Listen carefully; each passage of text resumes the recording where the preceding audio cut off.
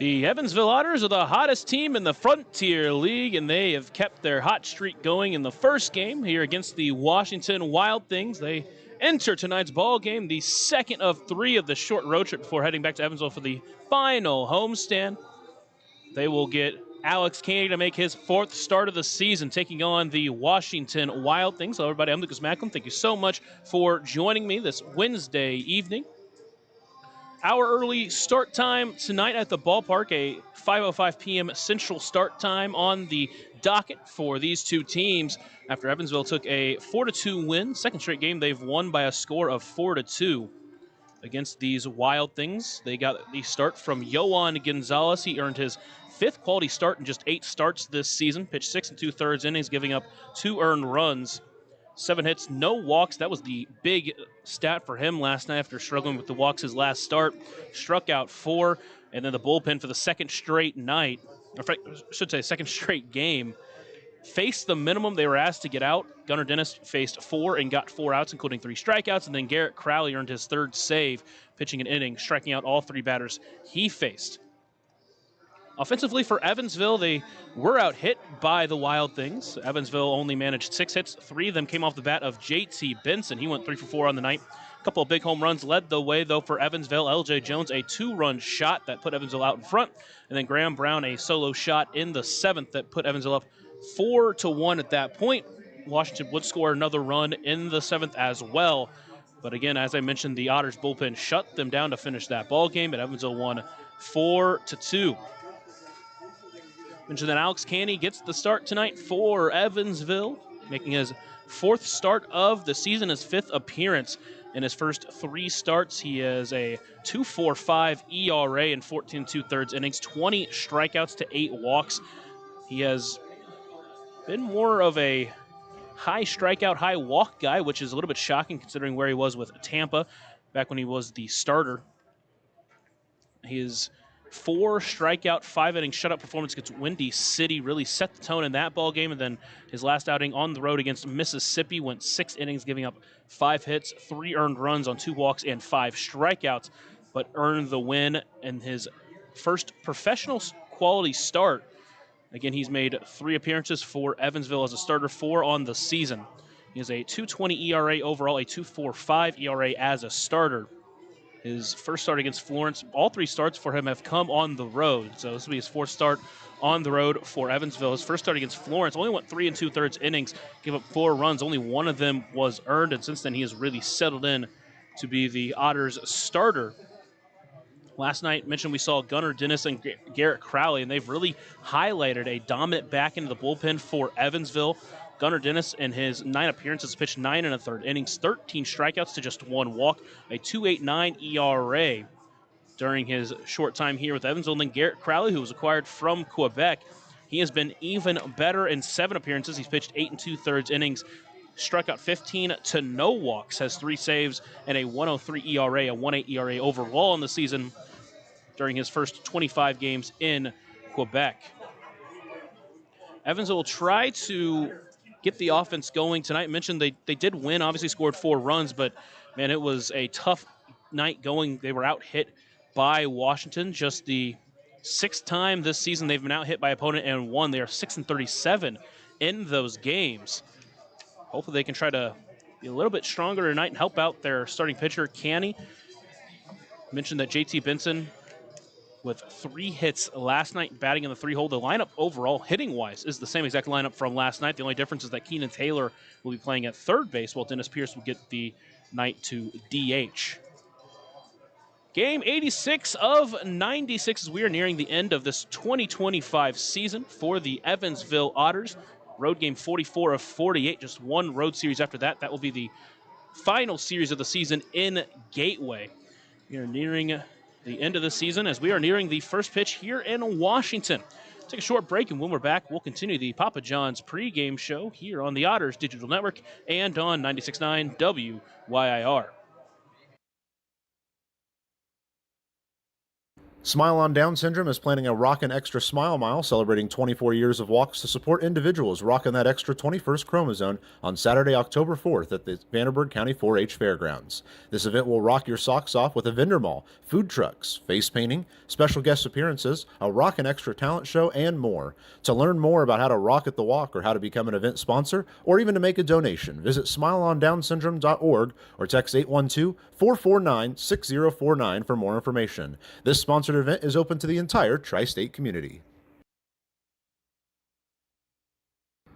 Maintaining our independence becomes more and more vital as we age. Swerka and More can help you navigate this important journey by answering your questions and connecting you to free and unbiased community resources and support services. If you are seeking advice for yourself or a loved one, let Swerka be your first call. More information available at swerka.org or by calling 812-464-7800. Join Smile on Down Syndrome for a Rockin' Extra experience at their 24th annual Smile Mile Walk on Saturday, October 4th from 9 to noon at the Vanderburgh County 4-H Fairgrounds. Register to walk or donate by visiting smileondownsyndrome.org and come ready to rock it out for an extra spectacular time. All ages and abilities welcome.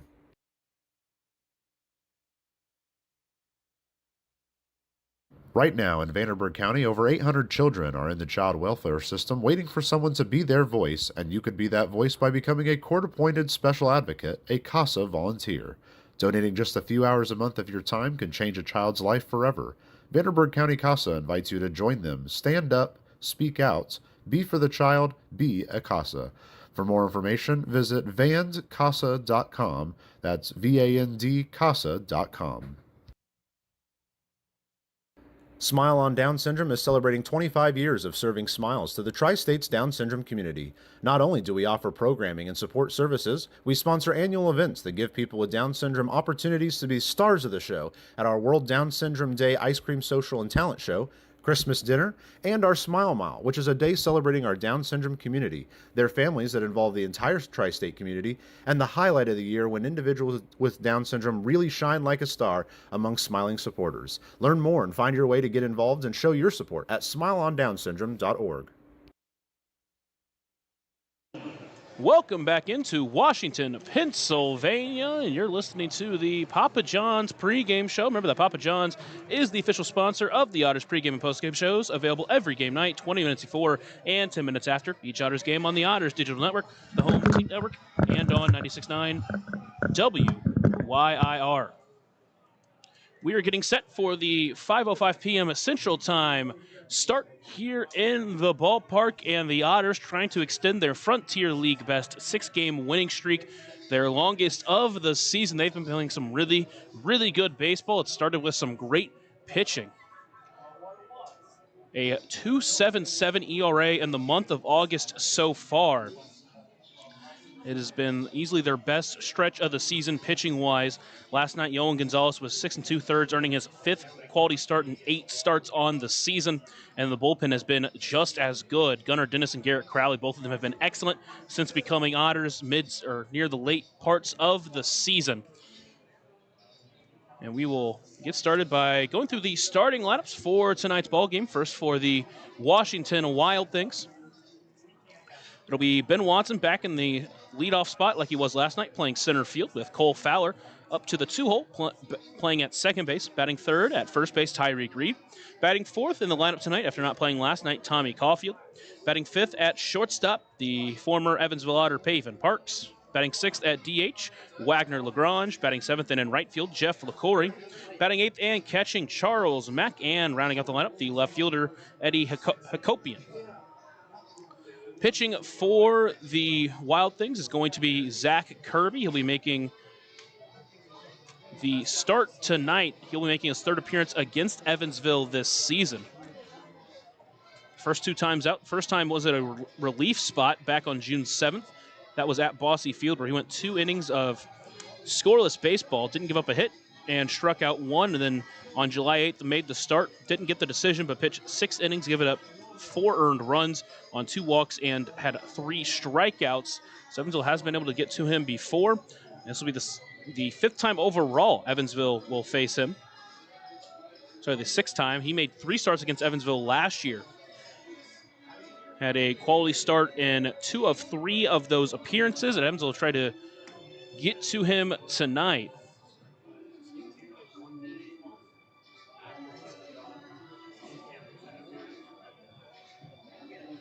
Kirby, his last time out against Three Rivers, pitched 8 one-run innings. Gave up 4 hits, 2 walks, struck out 6. But that he took a bad luck loss as Three Rivers won that game 1-0. He has made 17 appearances this year, 16 starts. His 1 non-start did come against Evansville. Mentioned that relief appearance back on June 7th. It's time for the lineup for your Evansville Otters. It'll be, as I mentioned earlier in the Papa John's pregame show, that the same lineup offensively for Evansville with one small change defensively. Dennis Pierce, the Edward Jones leadoff batter of the game, will be DHing tonight, followed by Graham Brown in center field. JT Benson out in right field will be batting third. LJ Jones batting fourth and at first base, batting fifth, and in left field, Stephen Paolini batting sixth, and at third base, Keenan Taylor batting seventh. At second base, J.J. Cruz at batting eighth and catching Cohen Wilbanks, and rounding out the lineup, the shortstop, Crix Tavares. Mentioned that Alex Canny getting the start for Evansville, his fifth appearance, fourth start of the season. His last time out against Mississippi, he pitched 6 strong innings, earning his first quality start. Did give up 3 earned runs on 5 hits and just 2 walks, but struck out 5 a couple of starts ago. Earned his first win of the season, where he pitched 5 innings of shutout baseball against Windy City. Struck out 10 batters in that game, allowed just 6 base runners in those 5 innings. But again, with Windy City, the way they play, pitched a lot of pitches in that game, so only went through 5. They'll try to shut down and follow in his teammates' footsteps after what Yohan Gonzalez did last night, allowing just 2 runs. And then with the way the bullpen has been pitching, if he can leave with a lead, that would be a huge spark for this Evansville team that enters tonight's ball game at 33-55, but on a 6-game winning streak, the longest active win streak in the Frontier League, just ahead of Quebec's 5-win streak. Quebec started that win streak against Washington themselves by sweeping them with Washington's during Washington's Canada trip. I was trying to find the right words there. Washington themselves have really struggled as of late. They've lost 5 in a row, entering at 47-38. They're currently 3 games back of Lake Erie for first in the Central Division. They currently hold a firm lead in the wild card spot, but the way that it seems to have been playing, Mississippi still has a shot to try to make it through the back door. They're at 42-43, currently behind Washington. As for the Atlantic Conference, took a little bit look at that last night. Ottawa with 2 wins and New York with 2 losses has put Ottawa just half a game out of that second wild card spot, while New York will not play today because their game was postponed. Ottawa will be playing Three Rivers, trying to get their 3rd win in 2 days. Mentioned that Evansville chasing Florence, trying to not finish last in the Central Division. They currently are, after Florence went 1-1 last night, they're currently 4.5 games back of Florence, who are taking on Mississippi for the 3rd time in 2 days. Ton of doubleheaders throughout the Frontier League. Last night there were 4 scheduled doubleheaders. Tonight there isn't a scheduled doubleheader, but because of some postponements, there will be a few doubleheaders tomorrow. Joliet and Sussex County was postponed to tomorrow. Quebec and Brockton was postponed to tomorrow. And as I mentioned, New York and Tri-City will be postponed to tomorrow. So there'll be 3 doubleheaders in store tomorrow on Thursday. About 6 minutes away from the first pitch here in Washington, the Evansville Otters have won 6 straight games. They have been excellent. It started in the 2nd game against Mississippi, where they won that game in a very late back and forth game. Ended up winning that one 7-6. Garrett Crowley earning his first save as an Evansville Otter in that game. Then game 2 of that series is the one where Alex Candy started. Evansville won 8-3. Really led from the start. And then the series against Joliet, a couple of gutsy wins for Evansville there. The opener in that one won 6-5 after being down early. The big fifth inning where Evansville put up, or big sixth inning where Evansville put up 5 runs and gave themselves the lead. They wouldn't surrender. They 6-0 shutout where we saw an excellent outing from Braden Scott. And then the series finale, they won 4-2. And then the series opener here at EQT Park, they won 4-2 as well. Looking forward for this Evansville team, we'll play 2 more here in Washington. Obviously tonight, Alex Canny getting the start. Tomorrow is going to be a tough one for Evansville. They will get Ryan Wiltie, who looked really good in his last start, to start that series finale, but they'll have to face the always great Kobe Foster. Evansville was able to get to him once this year, but he is not a guy that you're going to get to many times. And then they will head back to Evansville, take on Windy City, and then Braden Scott will get the first start in that series back on Friday, August 22nd. Play 3 games against Windy City, and then 3 games at home against Florence to close out the home schedule for Evansville at Bosse Field before traveling out to Gateway to take on the Grizzlies for the final 3 games of the season. Well, that's going to do it for the Papa John's pregame show here in Washington, Pennsylvania, getting set for the 5:05 p.m. Central start time. Excited for Evansville to try to go out there and get a big victory against these Wild Things who are really trying to edge closer to a playoff berth in the Frontier League. Thank you so much for joining me. I'm Lucas Macklin. I'll do it for the Papa John's postgame show. We'll take a short break. When we're back, we'll have the national anthem and the first pitch here at the ballpark on the Otters Digital Network and on 96.9 WYIR.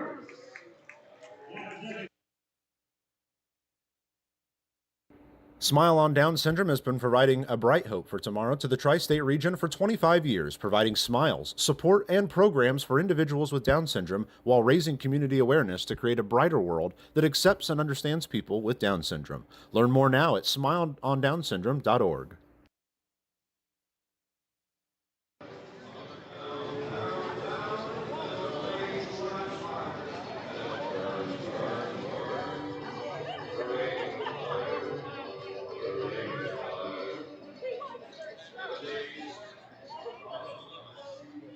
Ladies and gentlemen, please rise, remove your hats, and join in the singing of the national anthem.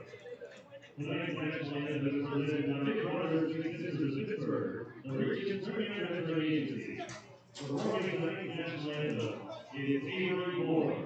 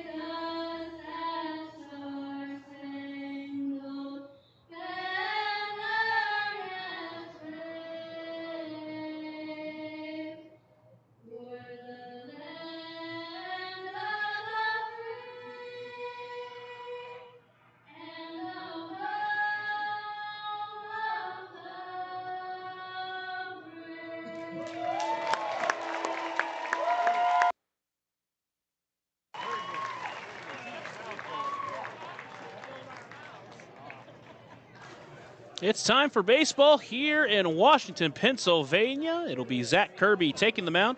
Behind the plate is Charles Mack. That pitcher and catcher battery is sponsored by the Answer Auto Repair East. Find your battery needs at the Answer Auto Repair East, located at 2319 North Green River Road, or call 812-475-9000. So Evansville, after winning last night's game 4-2, will try to jump out in front, getting a chance to bat first against the starter, Zach Kirby. Mentioned that he has faced Evansville a couple of times this season. Made the start back on June 7th, the relief appearance back on June 7th, where he pitched 2 scoreless innings, faced the minimum in those 2 innings, struck out 1 batter. And then in his second appearance, first start against Evansville, went 6 innings, did give up 4 runs on 7 hits, a couple of walks, and only had 3 strikeouts. But Evansville would end up losing that game in extra innings 6-5. That was in the midst of a really rough stretch for him. He had lost 4 games in those, had 4 losses in those 5 games. Had given up at least 3 runs in each of those 5 starts.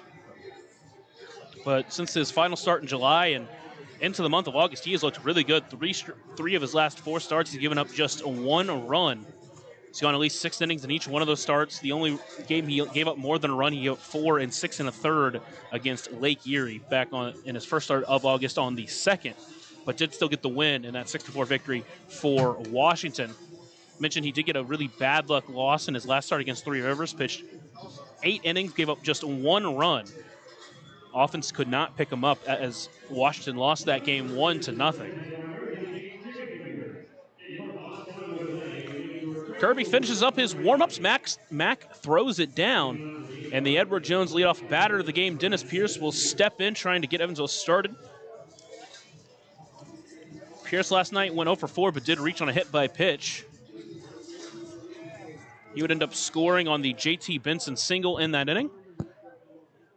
And Kirby will work from the windup. First pitch to Pierce, finds his zone at the knees, and that's how he gets started underway with an off-speed pitch to put Pierce behind 0-1.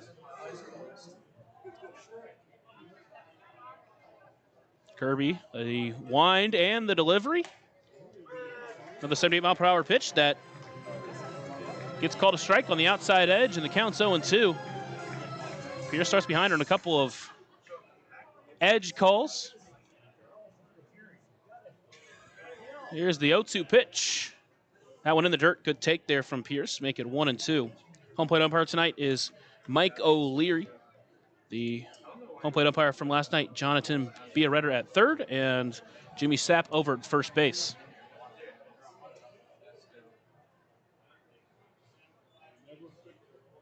Here's the 1-2 pitch to Pierce. Takes that fastball low in the zone, make it 2-2, or low out of the zone, I should say. There is some wind here at the ballpark. Just before the game, it was blowing out more towards right center. But now it's blowing from right to left, and it's a pretty hefty wind right now.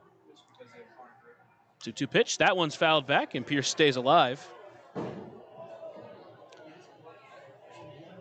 Sun is currently out. Had a lot of cloud coverage throughout most of the day today.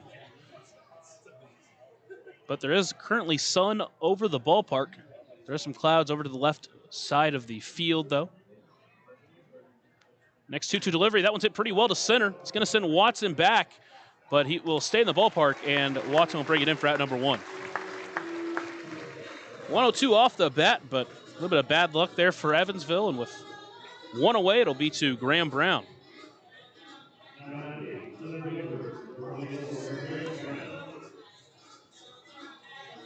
Brown last night, a walk and a home run. One of the 2 home runs that really excelled Evansville to that victory last night. Here's the first pitch to him. Swinging on the ground towards third. It'll be a weird play there by Caulfield, but he brings it in. Long throw to first is in time, and that'll do it for 2. It'll be 2 away. Looked like he was initially going to try to backhand it, but overran it a little bit. Good concentration to still make sure he was able to bring it in, and with 2 away, it'll be J.T. Benson stepping in.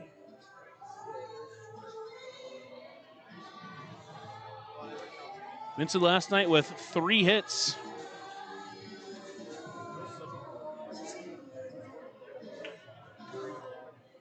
He went 3 for 4 on the game. And again, 3 of the 6 hits for Evansville.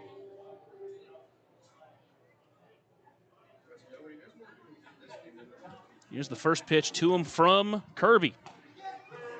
Takes it in the zone for strike 1. Kirby's used a lot of off speed so far to start this outing. Here's the 0-1 pitch to Benson. Takes that one low and in, making it 1-1. Benson with 3 multi-hit games over his last 4. Currently on a 5-game hitting streak.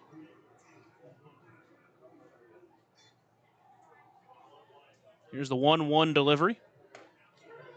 Breaker that stays just a bit high. Make it 2-1. Big series against Joliet had 6 hits in that series. The series against Mississippi only had 1 hit, but he walked 5 times, so he's been great at taking his at-bats at the plate. 2-1 pitch is fouled up and overhead. Overhead foul ball brought to you by Heads Construction. Choose the best, never regret it. Count now 2-2.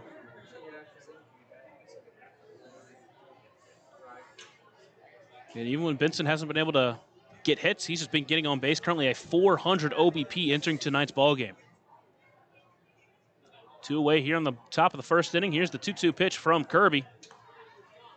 Try to get him chasing on the off-speed pitch outside, but he takes it. Count runs full. L.J. Jones awaits on deck.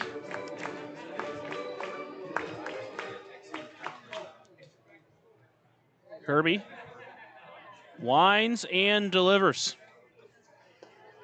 Takes that one inside for ball 4. And a Deerhead Sidewalk Cafe and Bar extends the inning to L.J. Jones. Great at bat there from J.T. Benson. For a couple quick outs to begin the inning, Benson walks. The inning continues. Now L.J. Jones, after going 1 for 3 last night with a 2-run home run, steps in trying to help Evansville strike here in the first. First pitch called strike at the letters. Another floater there from Kirby, and the count's 0-1. Seeing Benson really get into the stolen base thread. We'll see if he wants to try that here. Benson does take off. Pitch is lined to left center field. That one's going to drop. Benson rounding second, heading for third. It's going to go and be cut off at the wall by Watson. They're going to send Benson home. Throw is going to come into the shortstop. Pavin Parks throws it in, not nearly in time. And a walk and a double from Evansville puts them out in front early here. They lead 1-0.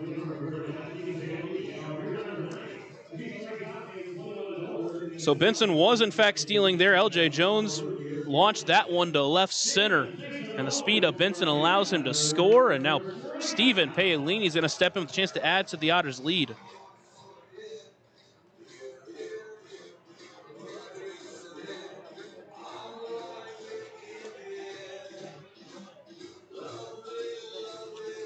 Paolini last night went 0 for 3, but did earn a walk. Took some good at-bats. See if he can come through in a big spot here. Obviously, Evansville already leads. You'd love to add some more here early. First pitch. Misses inside for ball 1. Again, Kirby over 3 out of his last 4 starts has given up just 1 run going at least 6 innings, including 8 innings in 3 Rivers. Try to break that seal here. 1-0 pitch is fouled back. Count evens up at 1-1. The former Columbus Clingstone stands at the plate.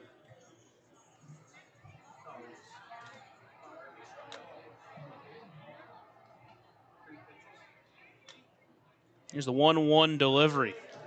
Breaks in a curveball. Now the count is 1-2.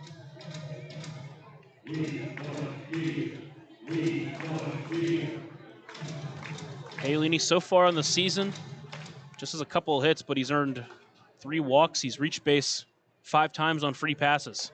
Pitch misses wide, make it 2-2. Again, he's worked a lot of great at-bats. He's hit the ball hard a ton. Just hasn't found a lot of holes so far.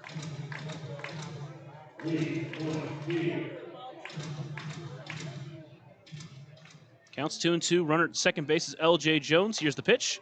Takes that one just outside. Count runs full.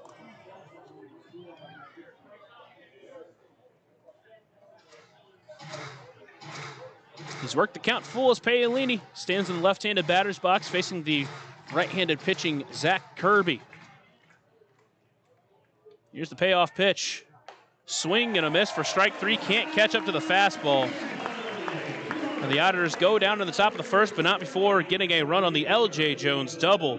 They lead 1-0 as Alex Canny takes the mound for his first inning of work. Take a short break here on the Otters Digital Network and on 96.9 WYIR.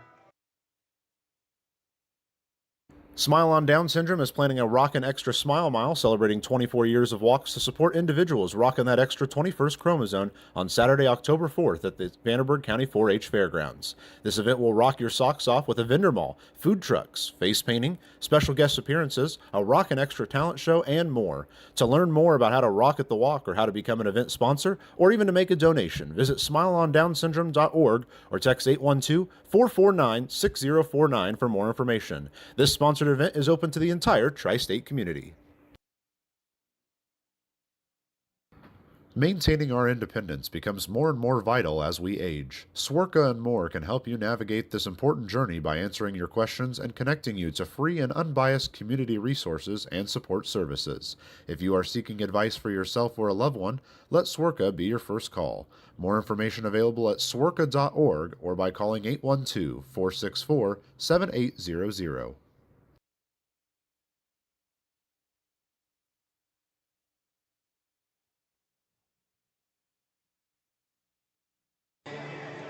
We're to the bottom of the first inning here in Washington. Alex Canny takes the mound. Behind the plate is Cohen Wilbanks. That pitcher and catcher battery is sponsored by the Answer Auto Repair East. Find your battery needs at the Answer Auto Repair East, located at 2319 North Green River Road, or call 812-475-9000. The former Ole Miss Rebel takes the mound with the lead here at the ballpark. He will face this Washington lineup that has gone through some woes. Were held mostly quiet last night.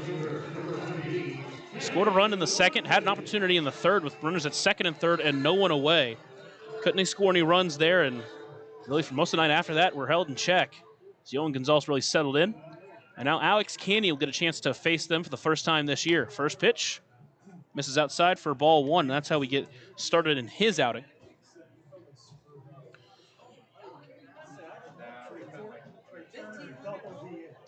Canny sets, pitching from the stretch, the 1-0 pitch. Misses outside, make it 2-0.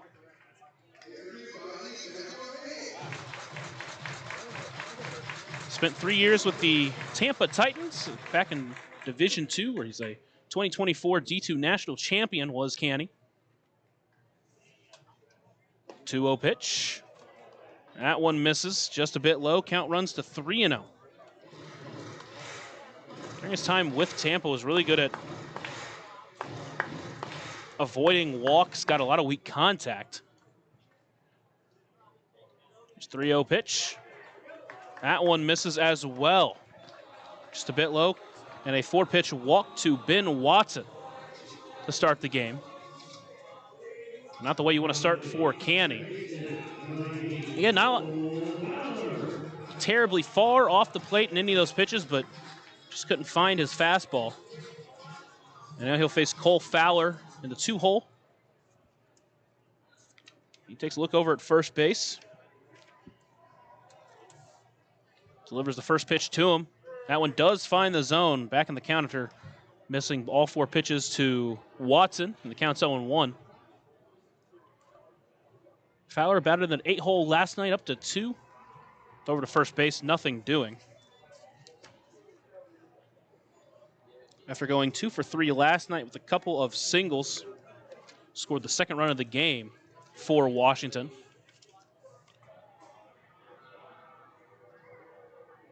Canny on the mound, sets, delivers the 0-1 pitch, runner takes off. That one's fouled back. He'll have to go back to first. Count is 0-2.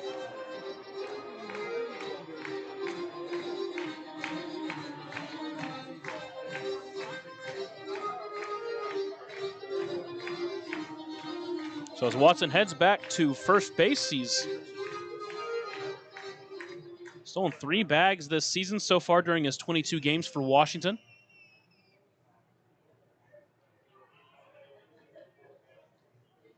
Here's the 0-2 pitch to Fowler.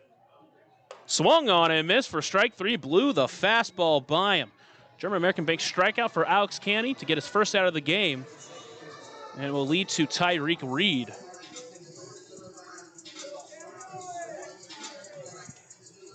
Reed, the double last night that got Washington going. Eventually came around to scoring the single from Jeff LaCory. Moves up to the 3-hole tonight. His second year as a Wild Thing, throw to first, nothing doing. Initially was an 8th-round pick in the 2017 draft by the Texas Rangers. Spent 5 seasons in their minor league system. As the first pitch to Reed, runs inside and hits him. So now Candy's going to work around runners at first and second with just one away.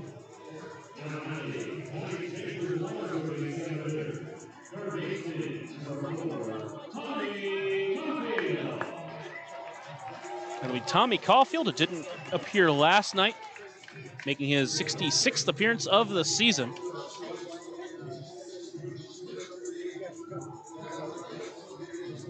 In his 3rd year with Washington, after playing 93 games for them a season prior. Sits in a big spot here in the first inning. First pitch off speed, finds the zone. Jumps out in front of Caulfield, 0-1. Initially committed to North Carolina, eventually finished up with Millersville as that one's lifted into shallow left field. Palini coming in, able to get a good read on it and bring it in for out number 2. And that runners will stay at first and second for Pavin Parks.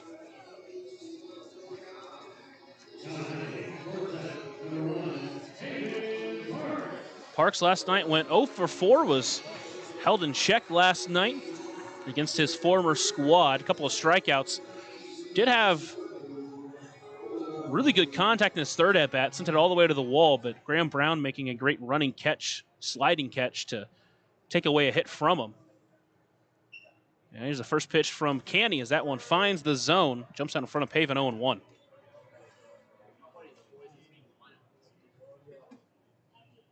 Pavin in his 7th game for Washington this season. Joined after playing 3 games for Gateway. The 0-1 pitch didn't mean to go, but he went. And now he's behind 0-2. Pavin played 54 games for Evansville last year, 63 for him this year before being released. Here's the 0-2 pitch. Hit goes, that pitch stays just a bit high. Count moves 1-2. Again, for Evansville, it was a move to go more youthful. Ended up trading David Mindham as well to Quebec. Got Garrett Crowley in return. Revamped their rotation, getting guys like Alex Canny. Revamped their bullpen with guys like Gunnar Dennis and Garrett Crowley. 1-2 pitch, swung on and missed for strike 3. Blew the fastball by him, and Canny has 2 German-American Bank strikeouts through the first inning, just like Johan did last night. Strands 2 runners. We'll head to the top of the 2nd inning. Otters lead by 1 here on the Otters Digital Network and on 96.9 WYIR. Join Smile on Down Syndrome for a rockin' extra experience at their 24th annual Smile Mile Walk on Saturday, October 4th from 9 to noon at the Vanderburgh County 4-H Fairgrounds. Register to walk or donate by visiting smileondownsyndrome.org and come ready to rock it out for an extra spectacular time. All ages and abilities welcome. Right now in Vanderburgh County, over 800 children are in the child welfare system waiting for someone to be their voice, and you could be that voice by becoming a court-appointed special advocate, a CASA volunteer. Donating just a few hours a month of your time can change a child's life forever. Vanderburgh County CASA invites you to join them. Stand up, speak out, be for the child, be a CASA. For more information, visit vandcasa.com. That's VANDCASA.com. Smile on Down Syndrome is celebrating 25 years of serving smiles to the Tri-States Down Syndrome community. Not only do we offer programming and support services, we sponsor annual events that give people with Down Syndrome opportunities to be stars of the show at our World Down Syndrome Day Ice Cream Social and Talent Show, Christmas dinner, and our Smile Mile, which is a day celebrating our Down syndrome community, their families that involve the entire tri-state community, and the highlight of the year when individuals with Down syndrome really shine like a star among smiling supporters. Learn more and find your way to get involved and show your support at smileondownsyndrome.org. Through just the first inning here at the ballpark, Evansville used a 2-out rally in their inning to score a run. And now Keenan Taylor gets to start at third base tonight. Will step in. Again, Evansville was held mostly in check last night in the game here against Washington. They're able to put up some runs in bunches, but other than that, as that first pitch finds a zone to Taylor. And he'll start behind 0-1. Just 6 hits, 3 of them came off the bat of J.T. Benson. Keenan Taylor did not get one of them. The 0-1 pitch misses low and away, making it 1-1. Pitching last night was the name of the game outside of a couple of long balls from Evansville. They're up in front 1-0 here early, but you'd love to add some more here as Canny looks good in that first inning. Kirby breaks a curveball top of the zone. And Taylor goes behind 1-2. Kirby up around 88, 89 miles per hour on his fastball. Breaks the slow stuff. And that was a pitch right there that started way above the zone and dropped in at the letters. Here's the 1-2 pitch. That one misses low and away. Not really competitive pitch there. Is Taylor able to hold off?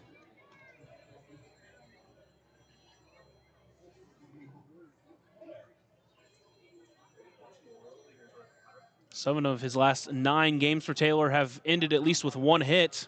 2-2 pitch. That one's lined well to left. That one's going to drop in front of the left fielder, Hakopian. And Taylor will lead off the second inning here with a hard hit single. And J.J. Cruz will follow.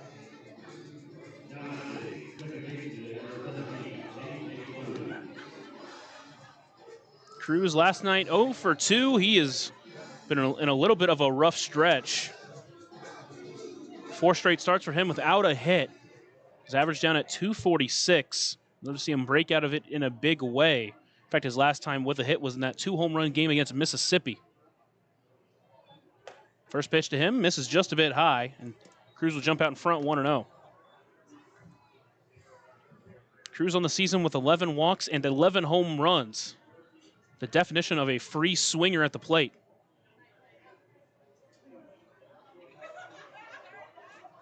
1-0 breaker. That one stayed too high. Make it 2-0. That went down at 69 miles per hour. Trying to get that breaker to reach the top of the zone, but didn't quite get it to break enough. Keenan Taylor leads off first base. Here's the 2-0 pitch. Fastball in the zone on the inside edge. Make it 2-1 now to the Otters' second baseman tonight.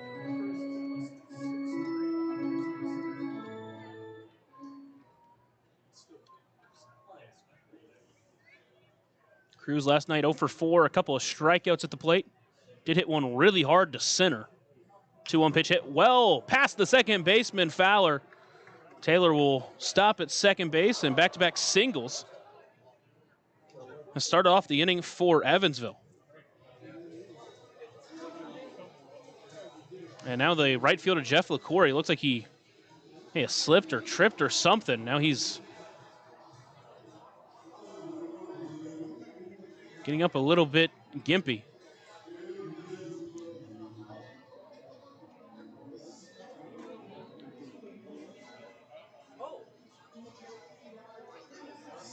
Looked like he just slipped or fell, and now here comes the trainer and the manager, Faith. Coming to check on him. That was not what you want to see from your right fielder.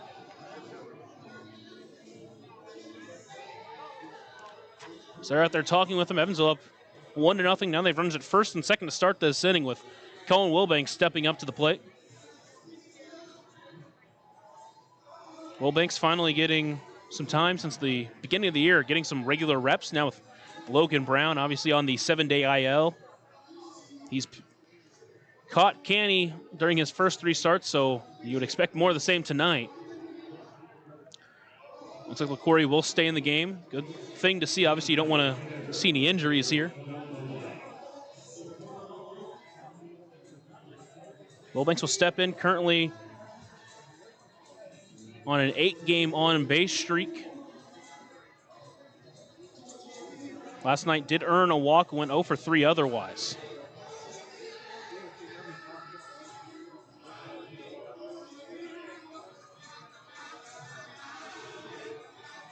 Kirby now has to work around runners at first and second. In corners playing in, expecting a bunt.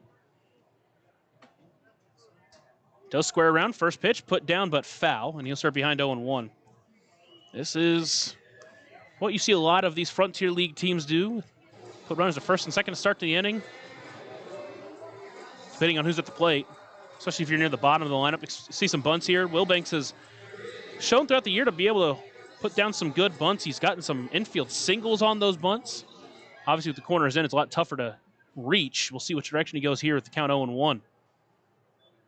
Squares around that one inside, pulls back as that one missed, make it 1-1. Kirby on the mound, obviously trying to either get him to bunt foul or pop up a bunt. Throwing it inside to him. A couple of singles to start the inning for Evansville. Taylor at first, Taylor at second, Cruz at first. Kirby sets, looks back at second, and delivers the 1-1 pitch. That one put down the left side. Kirby will take it himself. He will throw it to first. That'll be in time to get Wilbanks, but the Otters runners will advance. That will put runners at second and third with just one away for the shortstop, Crix Tavares.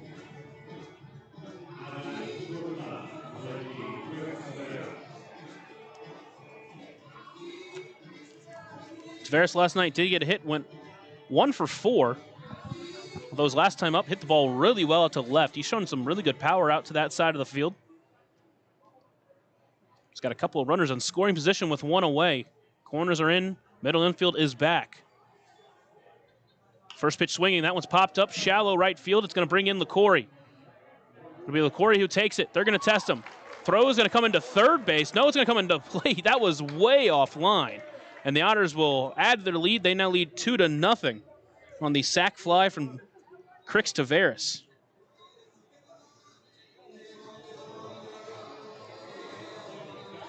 So it looks like LaCorey out and right just overthrew that one. It's a good stop by Mack to make sure it didn't get past him and keep Cruz over at third. He advances. And now 2 away. It's back to the top of the lineup. The Edward Jones leadoff batter of the game, Dennis Pierce, will step in for the second time in as many innings. Chance to add to the Otters' lead. First pitch, misses high, and he'll start out in front 1-0. Pierce started off the season scorching. Just fell down to earth a little bit. Again, seen a lot of these kind of rookie walls that these players have hit. 1-0 pitch swinging, but can't come up with it. Can't catch with the fastball. He's behind counts evened up at 1-1. Last night, went 0 for 4, did reach on a hit by pitch. Hit the ball really well in his last at-bat as well. Just couldn't find any open grass. Here's the 1-1 delivery. Breaker misses low, make it 2-1. First time up, hit the ball well, 100 plus miles per hour off the bat. Again, just some bad luck to start the game, but it's one of those players, as long as he sticks with it, no reason to think he won't be able to find some big hits. Here's the 2-1 pitch. Misses high, make it 3-1. Good at bat here. You got Graham Brown awaiting on deck. This is the only game to get started so far in the Frontier League.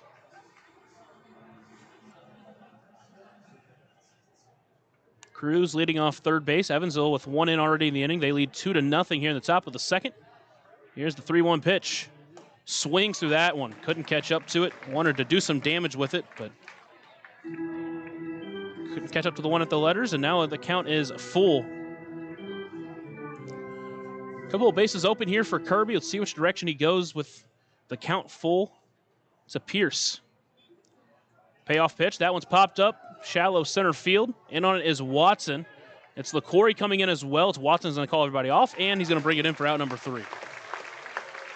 But the Otters get one after a couple of leadoff singles from Keenan Taylor and J.J. Cruz. They lead 2-0 as we head to the bottom of the second here on the Otters Digital Network and on 96.9 WYIR.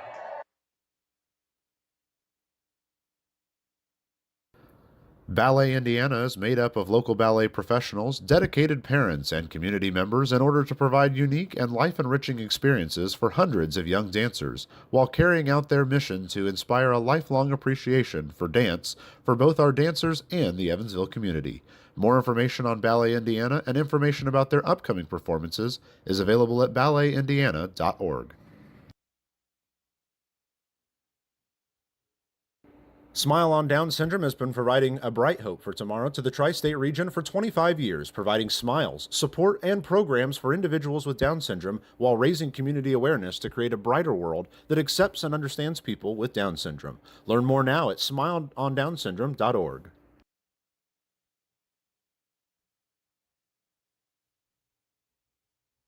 Smile on Down Syndrome is planning a Rockin' Extra Smile Mile celebrating 24 years of walks to support individuals rocking that extra 21st chromosome on Saturday, October 4th at the Vanderburgh County 4-H Fairgrounds. This event will rock your socks off with a vendor mall, food trucks, face painting, special guest appearances, a Rockin' Extra talent show, and more. To learn more about how to rock at the walk or how to become an event sponsor or even to make a donation, visit smileondownsyndrome.org or text 812-449-6049 for more information. This sponsored event is open to the entire tri-state community.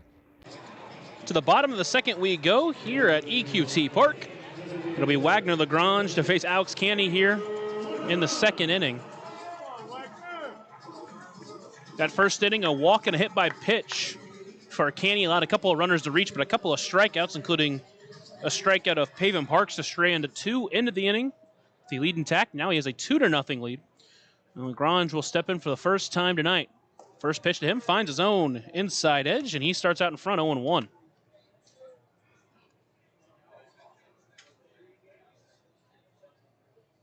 Canny sets, pitching from the stretch as he always does. He delivers the 0-1 pitch. Blows the fastball by him. Lagrange can't catch up, and now Canny out in front 0-2. Lagrange last night 0 for 4. A couple of games before that, though, had 2 hits in each of those games. Here's the 0-2 delivery. Fastball up above the zone. Lagrange doesn't bite, make it a 1-2 count.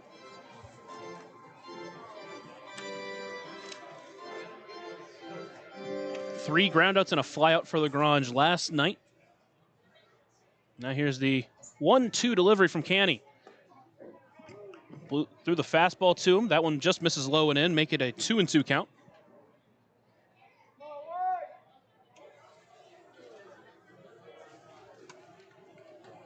He's throwing all fastballs to start this at bat against Lagrange. Here's the 2-2 pitch. Foul tipped back into the glove for German American Bank strikeout number 3 for Alex Canny. He is on point to start this outing, and with one away, it'll be Jeff LaCory.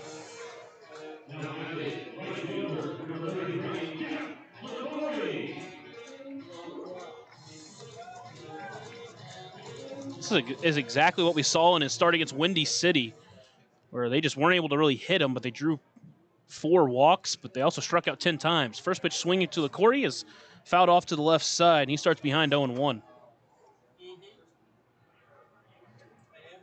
Canny working with a 2-0 lead here at the ballpark. Clouds starting to cover the field. Canny looks in and delivers the 0-1 pitch. Try to throw the off-speed pitch. That one missed high and wide, though. Just lost control of that one, make it 1-1.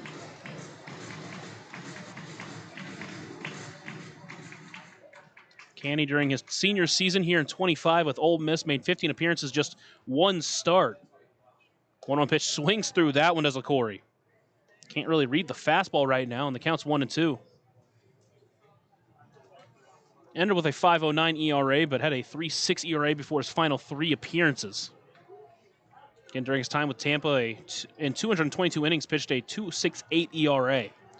1-2 pitch. That one's lined up and overhead. Overhead foul ball brought to you by Heads Construction. Choose the best, never regret it. Count still 1-2.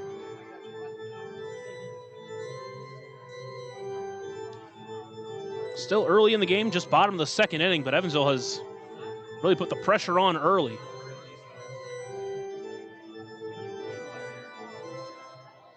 Giving Canny an early lead, and he has dealt so far. Here's the 1-2 delivery to the Corey. Tried to break the curveball off on him, but didn't get him to chase. Make it 2-2. Again, entering this ball game with a 2.20 ERA over his 4 appearances. Had some really, really good strikeout stuff so far, and he's shown it again tonight. Here's a 2-2 pitch. Line to left center field. That's going to send Paolini over. He's still running. He's able to make the running grab for out number 2. So Paolini continues to be excellent out in the outfield, and with 2 away, it'll be up to Charles Mack.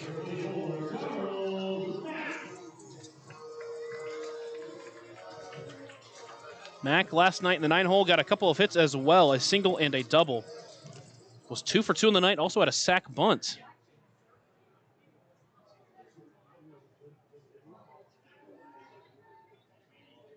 First pitch to him, swung on to center field. Brown out in center, barely has to move on it. He moves back a little bit and brings it in for out number 3. So Canny works a 1-2-3 inning here in the second. We'll head to the third inning. Otters still lead 2-0 after a short break on the Otters Digital Network and on 96.9 WYIR. Maintaining our independence becomes more and more vital as we age. Swerka and More can help you navigate this important journey by answering your questions and connecting you to free and unbiased community resources and support services. If you are seeking advice for yourself or a loved one, let Swerka be your first call. More information available at swerka.org or by calling 812-464-7800. Join Smile on Down Syndrome for a rockin' extra experience at their 24th annual Smile Mile Walk on Saturday, October 4th from 9 to noon at the Vanderburgh County 4-H Fairgrounds. Register to walk or donate by visiting smileondownsyndrome.org and come ready to rock it out for an extra spectacular time. All ages and abilities welcome.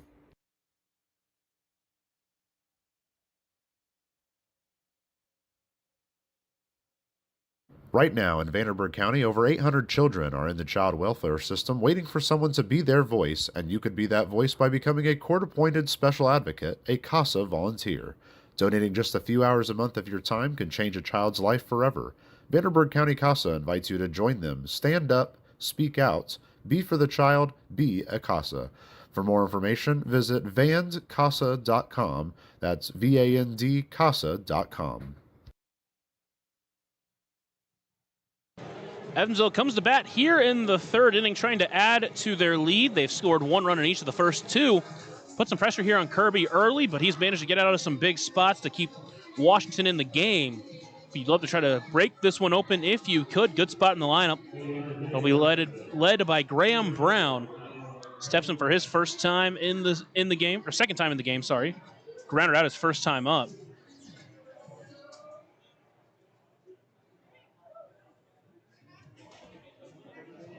Here's the first pitch from Kirby into Graham Brown as he takes that one just outside the zone and jumps out in front 1-0. They've really made Kirby work on the mound. Get him scored a run in each of the first 2 innings. Already 32 pitches with this delivery as that pitch just finds the inside corner, make it 1-1.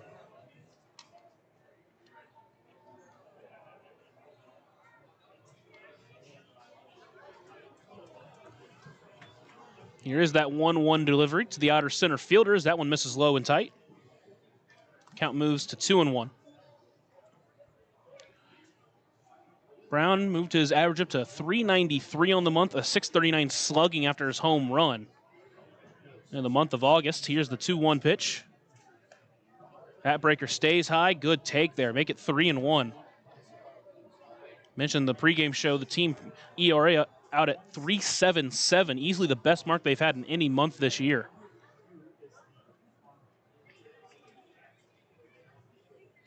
Kirby from the line delivers the 3-1 pitch. Swings at that one.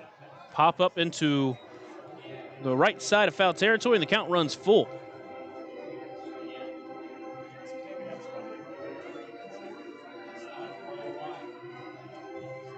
As a team this month, Evansville with 25 doubles, 15 home runs, a couple of triples as well, as they've hit .266.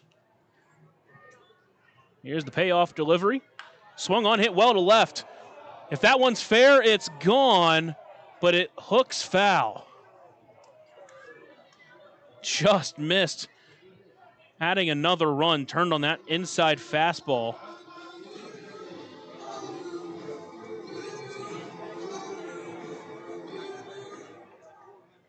After that one, Kirby trying to find the put-away pitch. Here's the next payoff delivery. That one swung on, popped up. That one up and overhead. Overhead foul ball brought to you by Heads Construction. Choose the best, never regret it. Count still at 3-2. Evansville trying to extend their 6-game winning streak. Washington trying to break out of a 5-game losing streak. Here's the next payoff pitch. That one's fouled off. Brown stays alive. Great at bat here from him. First at bat, he saw a first pitch and grounded out to third. Second time, he has worked a full count and fouled off a couple of tough pitches.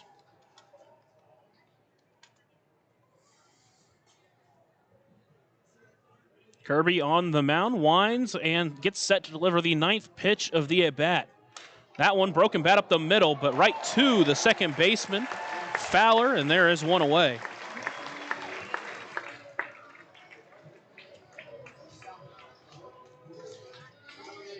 And with one away, it'll bring up JT Benson.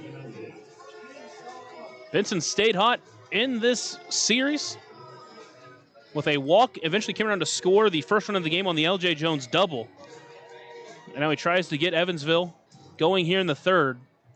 Getting the Otters have scored a run in each of the first 2 innings. You would love to see them add on here. Here's the first pitch to Benson. Swinging that one on a line past the shortstop Parks. And a one-out base hit for JT Benson. Puts a runner on and will bring up LJ Jones.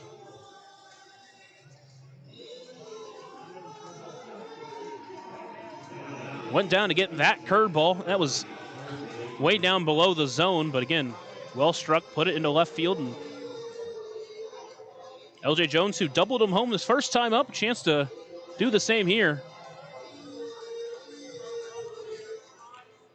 It was on the 4th inning last night where JT Benson singled and LJ Jones followed it up with a home run. Benson takes off. First pitch, call to strike. Throw down is not going to be in time. Benson has another bag. He has really started to find his groove on the base paths.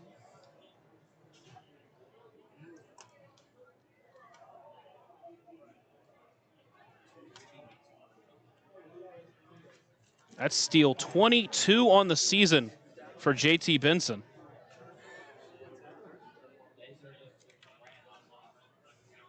Here's the 0-1 pitch to Jones. That one hit well to center, but off the end of the bat as that will send Watson basically to where he's at for out number 2. Benson going to try to take third. Throws not going to be in time, and he's now 90 feet away from scoring. Jones just missed that one. He mentioned he was just off the end of the bat. And now for the second time tonight, Stephen Paolini is going to be stepping in with a chance to score a runner in scoring position. Benson just 90 feet away, so if a ball gets away with his speed, he could easily take home.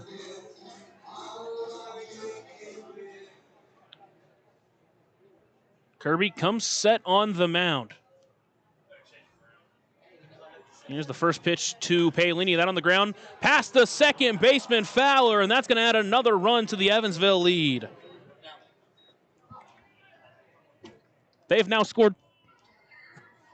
I'm being silenced. It seems Wild Thing is not a fan of the start to this game. He's trying to silence me over here on the broadcast. But either way, Evansville has scored 1 run in each of the first 3 innings. Paolini, his first hit of the series. Now Evansville leads 3-0, and that brings up Keenan Taylor, who hit a hard single his first time up.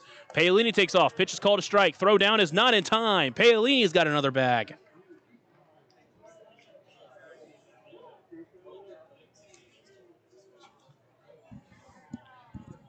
Count is 0-1. These two, man, they have just been menaces on the base paths over the last week and a half. Now the count is 0-1 to Keenan Taylor, as now he's a runner in scoring position to work with. 0-1 pitch runs up and in, called strike 2. was a close pitch, but not one that Taylor wanted. And now he's behind 0-2 and has to work around that. Taylor led off the second inning with a single, eventually came around to score on the Crix Tavares sac fly.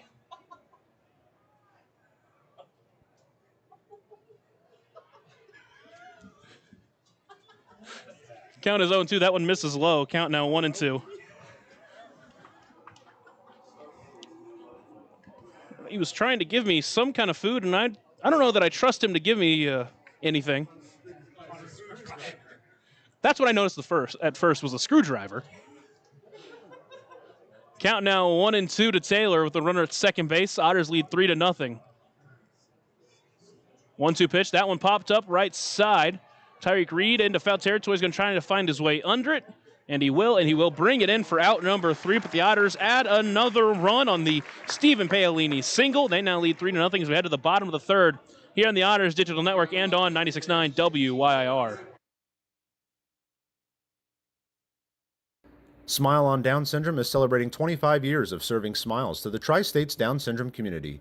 Not only do we offer programming and support services, we sponsor annual events that give people with Down syndrome opportunities to be stars of the show at our World Down Syndrome Day Ice Cream Social and Talent Show, Christmas dinner, and our Smile Mile, which is a day celebrating our Down syndrome community, their families that involve the entire tri-state community, and the highlight of the year when individuals with Down syndrome really shine like a star among smiling supporters. Learn more and find your way to get involved and show your support at smileondownsyndrome.org.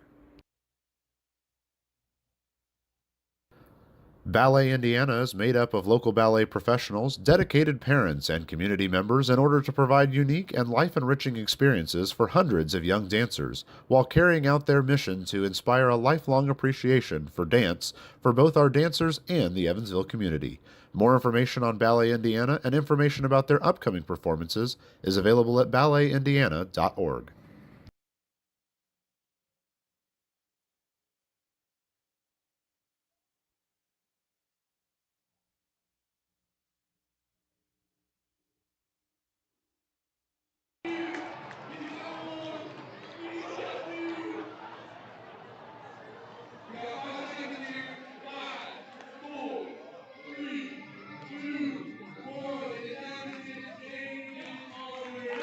Otters now lead 3-0 here in Washington. They've scored 1 run in each of the first 3 innings. Now it'll be the 9-hole hitter, Eddie Hakopian.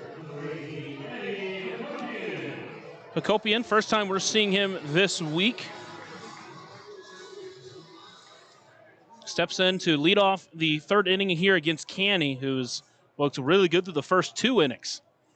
First pitch to Hakopian, finds a zone on the outside edge. He jumps out in front 0-1. Hakopian has been off to a quick start here for Washington. In his first 22 games, hit at a .324 average.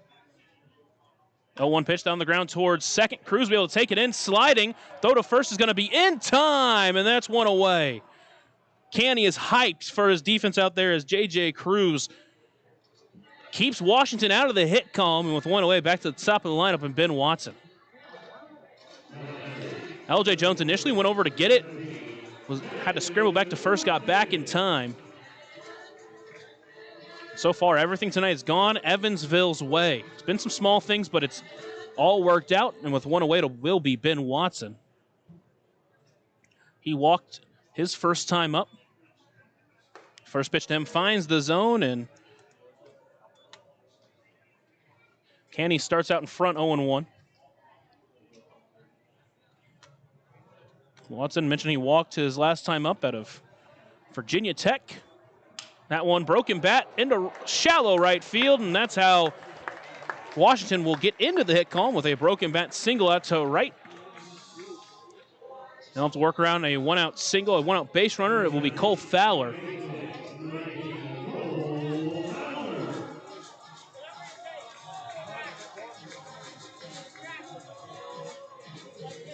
Fowler's been off to a hot start during his Washington career.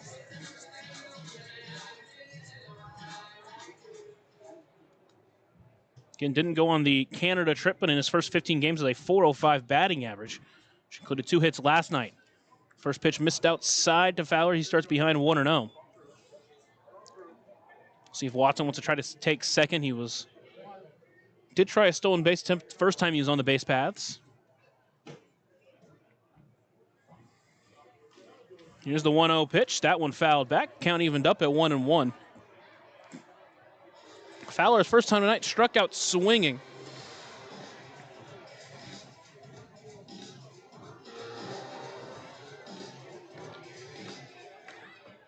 So now the count 1-1 to the left-handed hitting Fowler. Canny sets, waits, and delivers. That one's fouled back. Count now 1-2 to Fowler.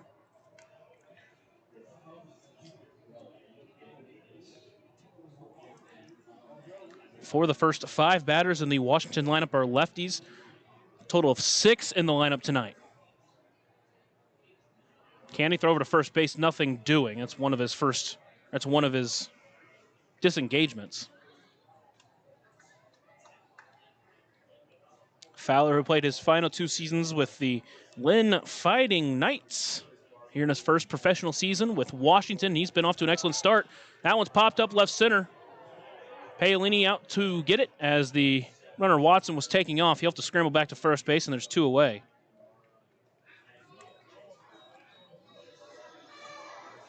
Just jammed him a little bit. Pretty well hit by Fowler, but Paolini out to get it. Now 2 away, it's Tyreek Reed.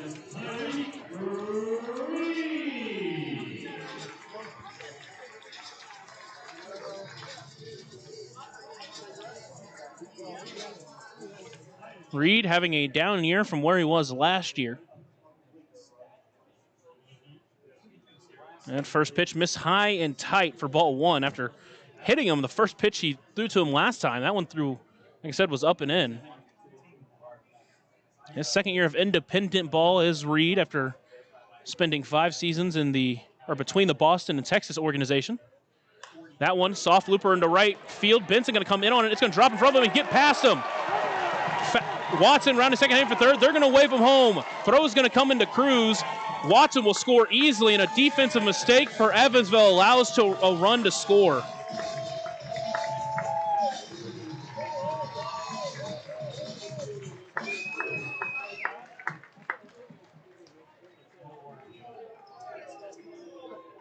That's a play that you want your right fielder Benson to make every time, but unfortunately not able to make that play there.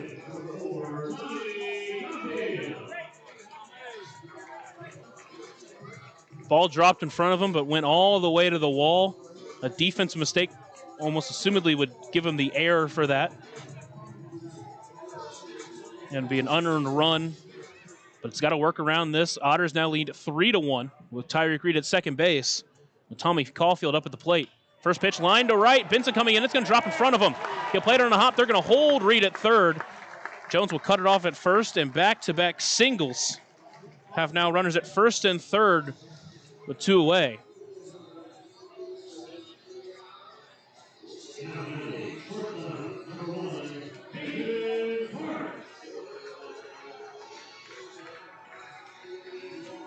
So after going through the first 2 and a third innings without giving up a hit, 3 of the last 4 batters have reached on singles. Caulfield on that one, able to turn on that fastball. Didn't hit it extremely hard, but just found the open grass. And now Pavin Parks is going to step in. Runners at first and third, tying run over at first base. First pitch swinging, lift into left field, but foul, and it will start behind 0-1. Parks struck out swinging his first time up here against Canny. A big RBI spot for the former Otter.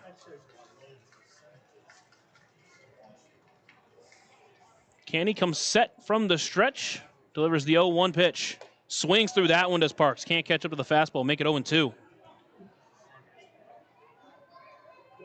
This is one of those innings you really want to try to get out of and avoid giving up the big inning. Saw this through the second and third inning last night. 2-out rally off of Yolan Gonzalez, and then the runners at second and third, no one away in the third.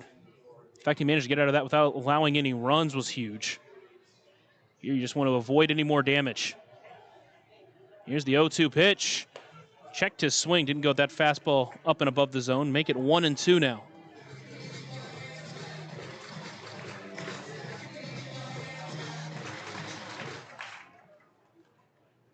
Tying run at first base for Washington here in the bottom of the third. They've already scored 1 in this inning. First 3 hits of the game have come this inning. Swung on and missed for strike 3, and Canny sends down Pavin Parks for the second time tonight via the strikeout. His 4th German-American bank strikeout strands 2 runners. The Wild Things do get a run, but Evansville still leads 3-1 here on the Otters Digital Network and on 96.9 WYAR. Smile on Down Syndrome has been providing a bright hope for tomorrow to the tri-state region for 25 years, providing smiles, support, and programs for individuals with Down syndrome while raising community awareness to create a brighter world that accepts and understands people with Down syndrome. Learn more now at smileondownsyndrome.org.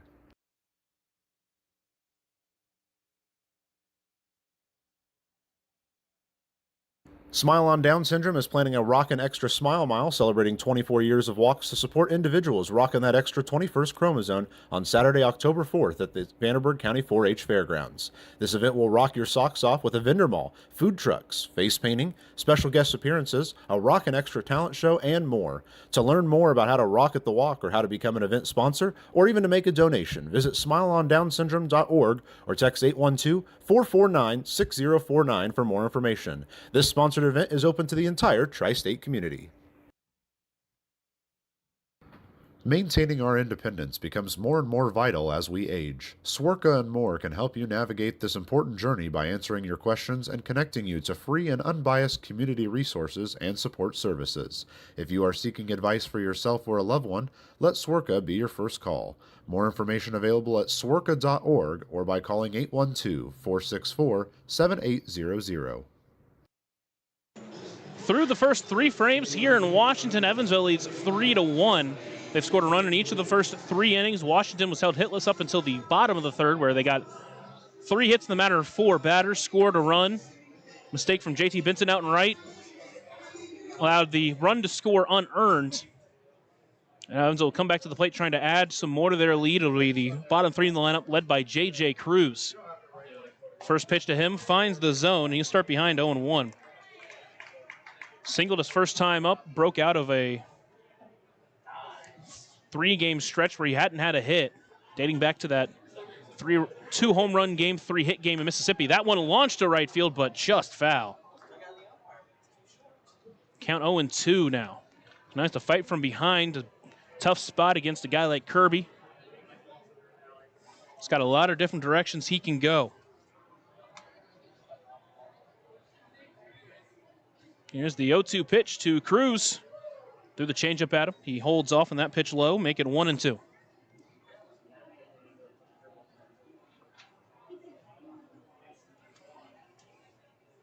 Kirby in his 3rd season as a Wild Thing last year had an excellent year.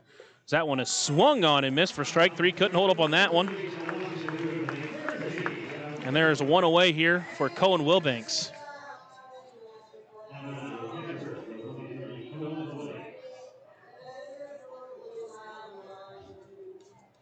After a senior season in 23 playing with the Loyola Marymount Lions. Made 8 appearances with Washington back in 23. Last year made 17 appearances, 60 of them were starts. He went 10-4. So that one finds his own outside edge for strike 1. Had a 2.42 ERA. That was an incredible year for him. He's a bit up here at 4.88, but again, it's just really been that one rough stretch. The 0-1 pitch, that one misses low and away, make it 1-1.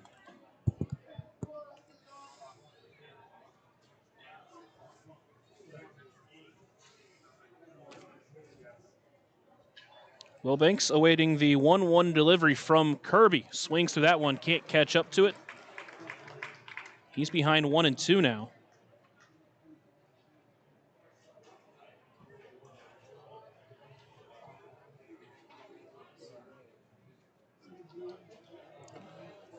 Kirby winds and delivers the 1-2 pitch. That one lined to left. It's going to get out of play, and Wilbanks will stay alive.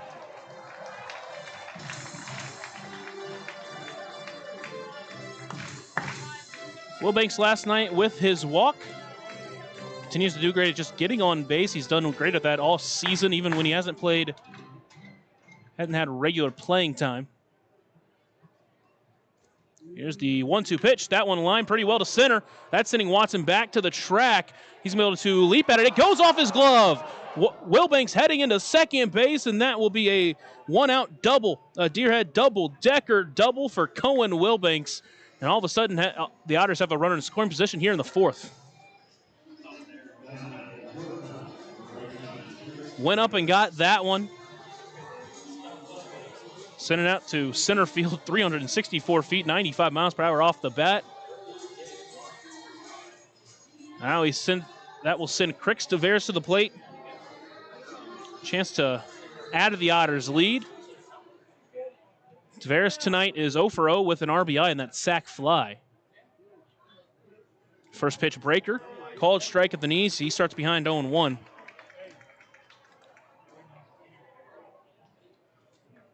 Starting to see some more action get started in the Frontier League. Mississippi and Florence and New Jersey and Down East have both just gotten started.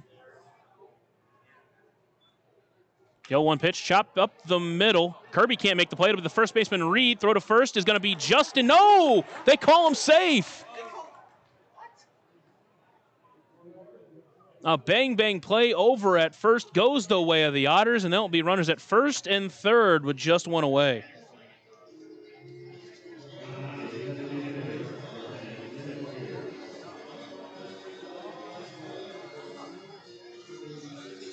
Tavares uses his speed to get on base, and the Otters in a big spot with the Edward Jones leadoff batter of the game, Dennis Pierce. Stepping in with runners in the corners, just one away. Otters lead 3-1, trying to add some more.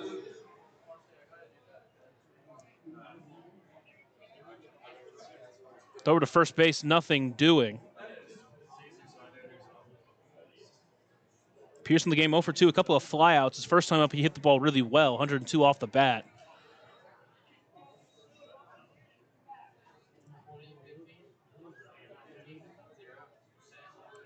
Here's the first pitch to Pierce. Tavares initially takes off but goes back. That pitch missed high. Make it 1-0. Evansville has not let Kirby have one of these easy innings. In the very first inning, they went down a couple of quick outs and then bounced back for a 2-out rally to score a run. Made him work a ton on the mound. 1-0 pitch, that misses high and tight, make it 2-0. Been a lot of high leverage pitches in this game as well. And yet another big inning for that.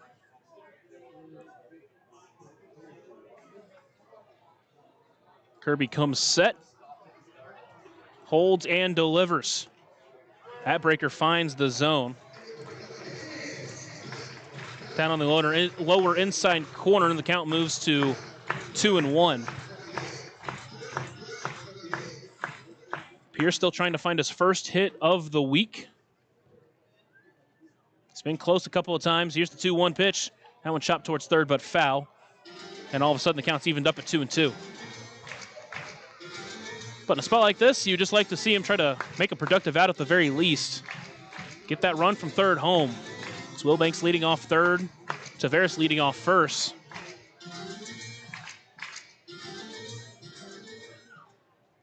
Kirby comes set. Looks in and delivers the 2-2 pitch. Pierce able to throw his bat out there and stay alive. Just able to foul that one off.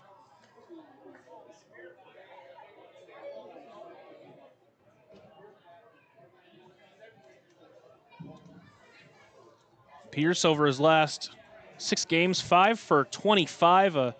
Just one extra base hit is a home run.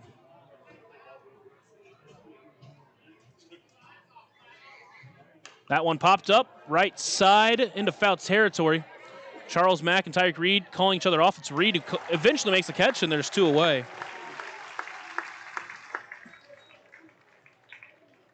Got him to chase at that fastball, got under it, and now it's up to Graham Brown. He'll have to get a single or mistake from Washington to try to pick up his teammate.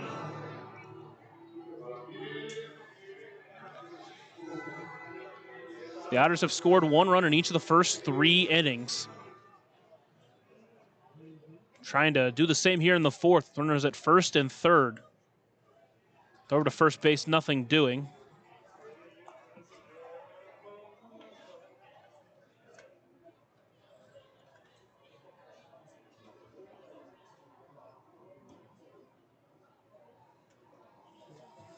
Kirby comes set, delivers the first pitch into Graham Brown. Swinging, but off the end of the bat and fouled off to the right side. He'll start behind 0-1. Tavares is leading off first. Hasn't attempted a stolen base yet this year, and this just being his 14th game of the season. Here's the 0-1 pitch. Swings through that one. Tavares got a big jump, but decided against stealing. Now the count's 0-2.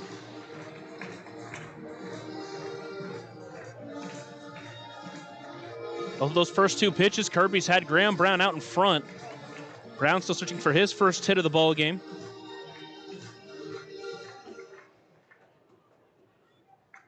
As time called, top of the lineup, the first two batters, the only two Otters without hits so far.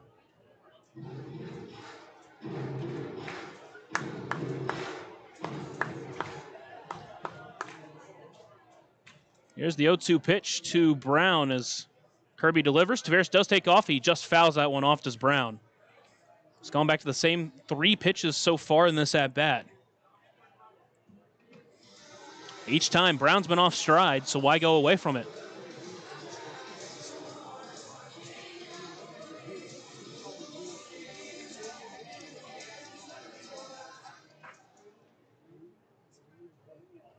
Kirby comes set, looks in and delivers. Try to get him to swing at that off-speed low and away, but Brown able to hold up. The count moves to 1-2.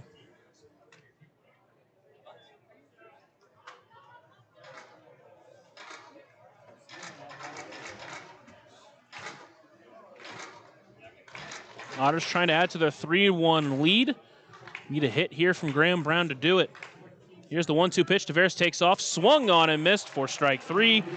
He goes down swinging, and the Otters strand a couple of runners. Had a chance to add some more runs, but don't here. They still lead 3-1 as we head to the bottom of the fourth. Here on the Otters Digital Network and on 96.9 WYIR.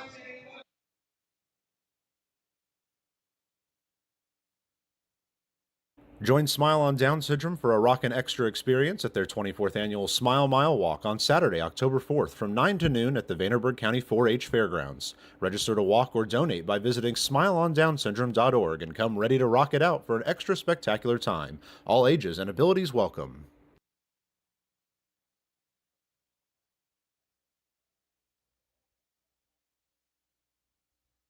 Right now in Vanderburgh County, over 800 children are in the child welfare system waiting for someone to be their voice, and you could be that voice by becoming a court-appointed special advocate, a CASA volunteer. Donating just a few hours a month of your time can change a child's life forever.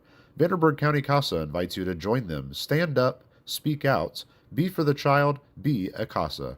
For more information, visit vandcasa.com. That's VAND CASA.com. Ballet Indiana is made up of local ballet professionals, dedicated parents, and community members in order to provide unique and life-enriching experiences for hundreds of young dancers, while carrying out their mission to inspire a lifelong appreciation for dance for both our dancers and the Evansville community. More information on Ballet Indiana and information about their upcoming performances is available at balletindiana.org.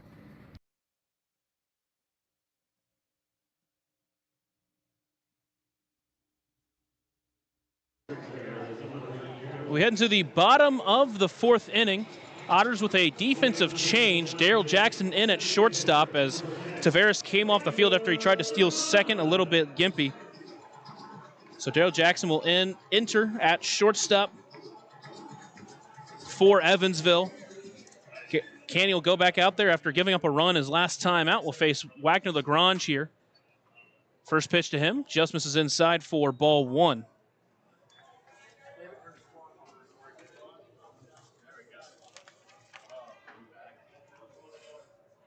First pitch missed inside. Canny delivers the 1-0 pitch. That one popped up into center field. Graham Brown doesn't have to move much, able to bring it in for out number one. First couple of innings for Canny. First inning, he gave up a couple of walks, but struck out 2. Well, 1, 2, 3 in the second, but into the third, it was when they started to find hits on him. 3 hits in the matter of 4 batters, scored a run.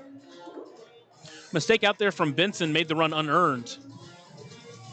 But he struck out Pavin Parks, his 4th strikeout of the game, to strand runners at first and third. Now the first pitch to LaCory misses low and tight for ball 1. Both teams had runners at first and third, a chance to score some runs. Both of them not able to do any damage on it. Here's the 1-0 pitch. That one swung on, fouled off to the left side, make it 1-1.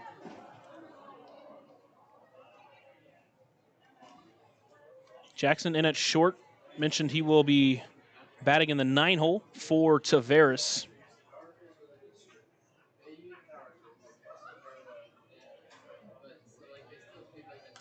That one is fouled off as well from LaCory. Make it 1-2 now. It's the 3rd time Jackson has played short. We've seen him play some good defense over there. He has a good arm. It's also at the plate, done a good job of getting on base. Here's the 1-2 pitch to LaCory. Fastball, missed high, make it 2-2. Sun about at the point where last night's game started. Some shade covering the right side of foul territory. Now here's the 2-2 pitch. Missed that one, low count, runs full. It's Canny's first full count of the night. He's had a few 2-2s, hasn't had a full count yet.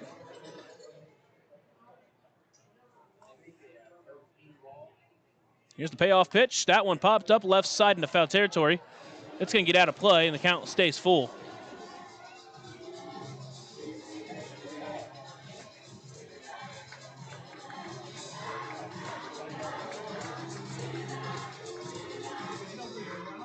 LaCory stands tall in the left-handed batter's box. Counts full. Here's the payoff pitch. Swung on and missed for strike 3, but it gets away from Wilbanks. Has to go all the way to the backstop, and it's going to allow LaCory to reach.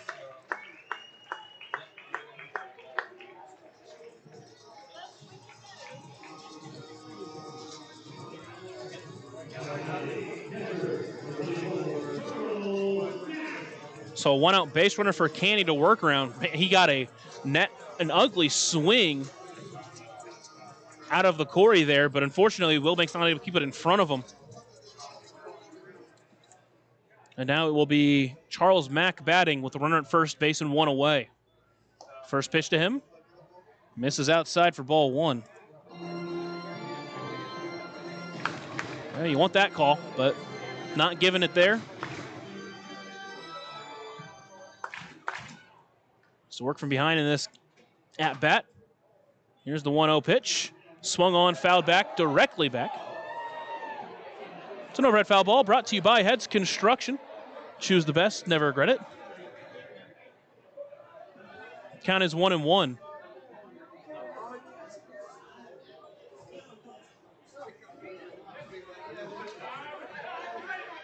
With that, here's the 1-1 pitch. Swings through that one, can't catch with the fastball.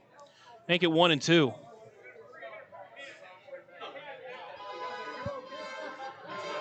Well, that pitch just challenged the fastball. Hey, here, come and hit it. And he couldn't catch up to it. He's done that a lot tonight. And out the count at 1-2. Max so far 0 for 1 with a fly out to center field.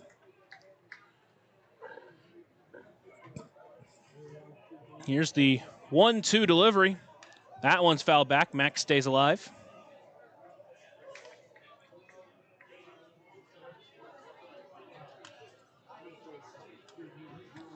Mack in his 8th game for Washington this season.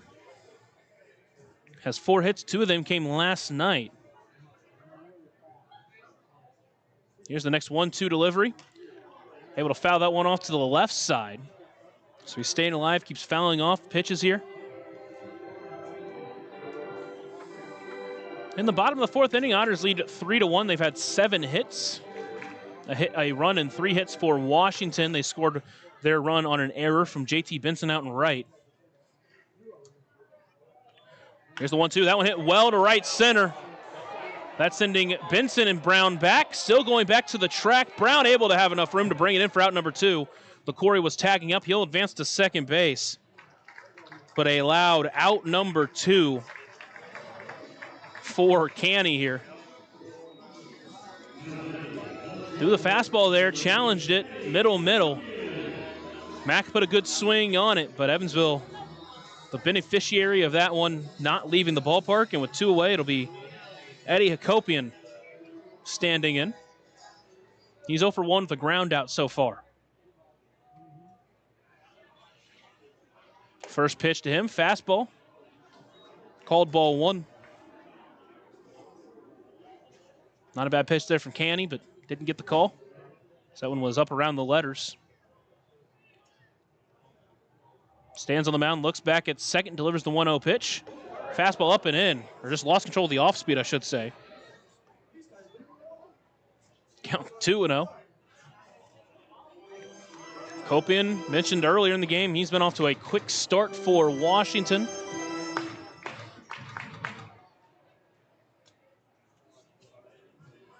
Here's the 2-0 pitch.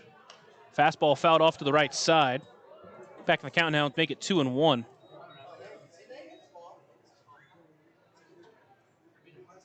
Making his first appearance back since on the 17th. Played in all 3 games against 3 Rivers. Made just 1 appearance in the Quebec road trip. Making the start here in game 2 of 3 against the Otters.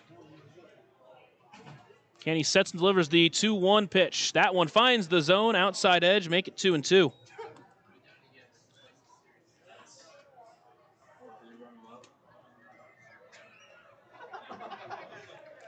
So now the count 2-2, 2 away. Runner at second base for Canny.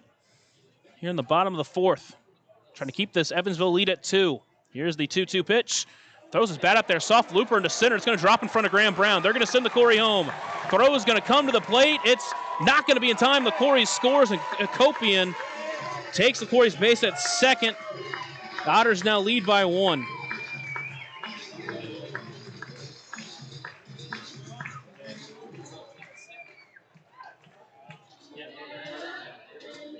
Not a bad pitch there at all. Hakopian just went down and got it and just found some open grass out in center.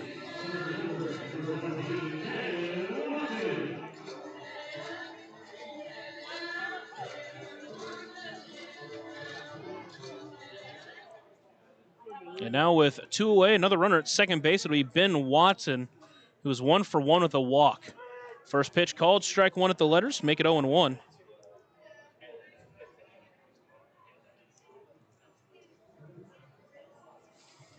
Haven't been able to get Watson out yet. Scored the first run of the game. 0-1 pitch swings through that one. Off-speed pitch on the outside part of the plate. Now he's behind 0-2. Tying run now at second base for Washington. Advanced on the fielder's choice from Graham Brown, trying to gun LaCory at home.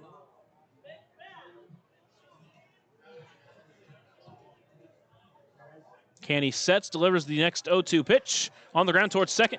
Cruz takes it on a hop. Throw to first is in time for out number 3. But Washington strikes for 1 here in the inning. They now trail by 1 as we head to the 5th inning here on the Otters Digital Network and on 96.9 WYIR. Smile on Down Syndrome has been providing a bright hope for tomorrow to the tri-state region for 25 years, providing smiles, support, and programs for individuals with Down syndrome while raising community awareness to create a brighter world that accepts and understands people with Down syndrome. Learn more now at smileondownsyndrome.org.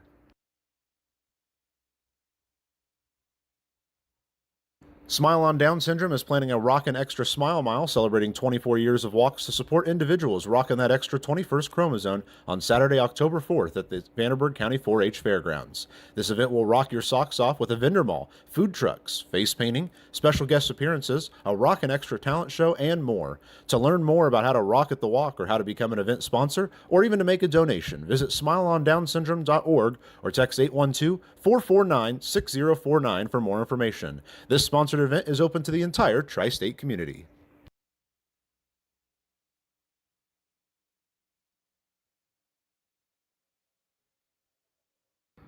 Maintaining our independence becomes more and more vital as we age. Swerka and more can help you navigate this important journey by answering your questions and connecting you to free and unbiased community resources and support services. If you are seeking advice for yourself or a loved one, let Swerka be your first call. More information available at swerka.org or by calling 812-464-7800.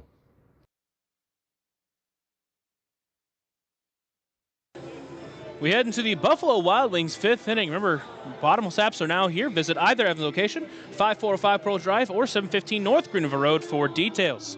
Into the 5th inning we go. Evansville over in the top of the 4th had a chance. Runners at first and third with just one away. Didn't come away with a run. And you really look back at that and you really hope by the end of the game you're not regretting not being able to put up some runs there.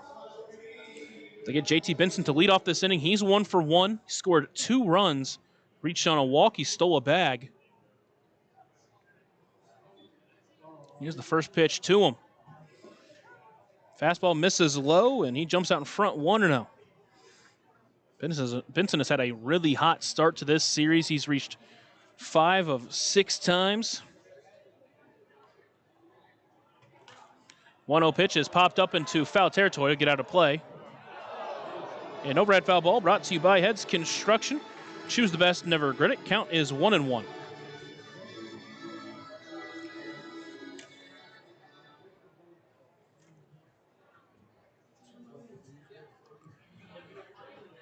The 1-1 pitch, that one misses inside, make it 2-1 to Benson.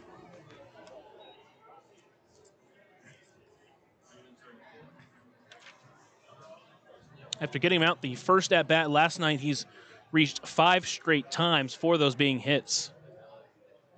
2-1 pitch, that one lined up the middle. That's going to get through for a base hit. Third time he's reached today, his second hit. And a leadoff base runner for Evansville. It'll bring up L.J. Jones.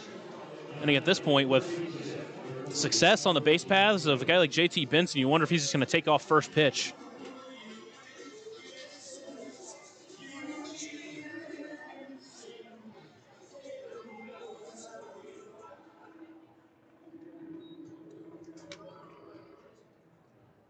Kirby pitching from the stretch once again. Throw over to first base. Benson back in plenty of time.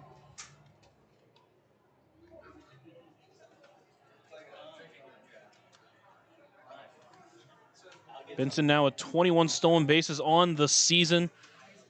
Just a guy who does not get caught on the base paths either. First pitch. It's a pitch out. Benson made a first move, but went back and counts 1-0.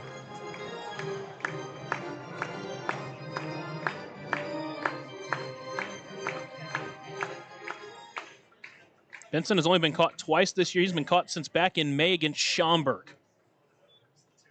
That one lined towards first base, but foul, just out past the glove of Reed. Make it 1-1.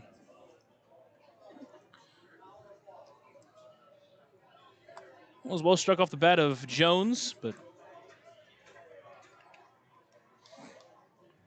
getting into foul territory. He's 1 for 2 on the game. A double put the first run on the board for Evansville to center his last time up. Another throw over first. That's the second disengagement now. Count still 1-1. Now we'll see if Benson wants to take a big jump here.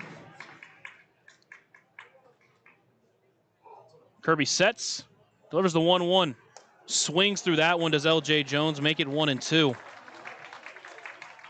Went after the off speed up at the letters, but just couldn't make contact.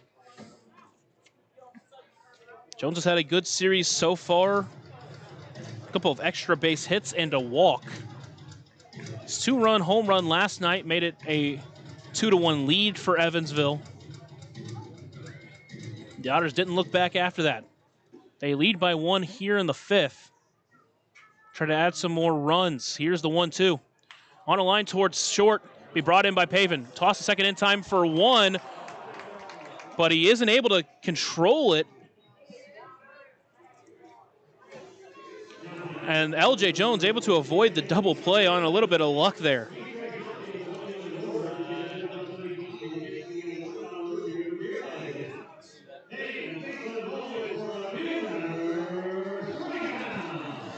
It was on the transition, so JT was out at second base, but again, that was a tailor-made double play, and the Otters get a gift. Runner still at first base, one away for Stephen Paolini. He singled in a run his last time up. First pitch, finds zone on the outside edge. Starts behind 0-1. He's had 3 hits. He's had 3 hits so far this season. All 3 of them have resulted in at least 1 RBI. Here's the 0-1. Takes that one low, making it 1-1. Again, every Otter batting 3 through 9 have at least 1 hit. Benson now with 2. 1-1 pitch. That one called strike 2 outside the zone. Now Paolini behind 1-2.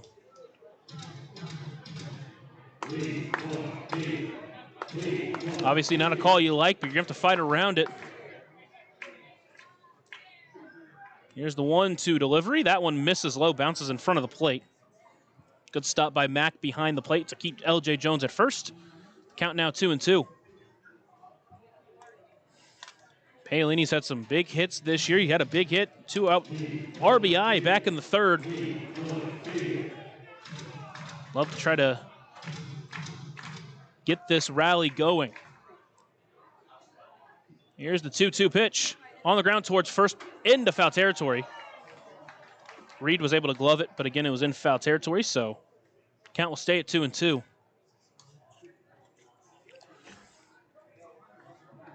Paolini has struck out 8 times this year early in his Otters career, but when he's made contact, he's made a lot of loud contact.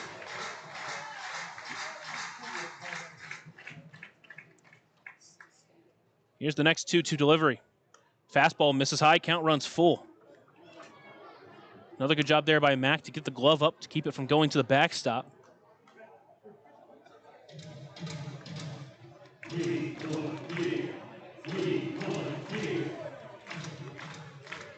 Counts full. L.J. Jones leading off first base. His payoff pitch. Jones takes off. That one lined to left. That one's going to send Hakopian over towards his right. He'll bring it in for out number 2. Jones was already rounding second, didn't take into account, and that's a double play. He didn't read it off the bat, and he runs into an out.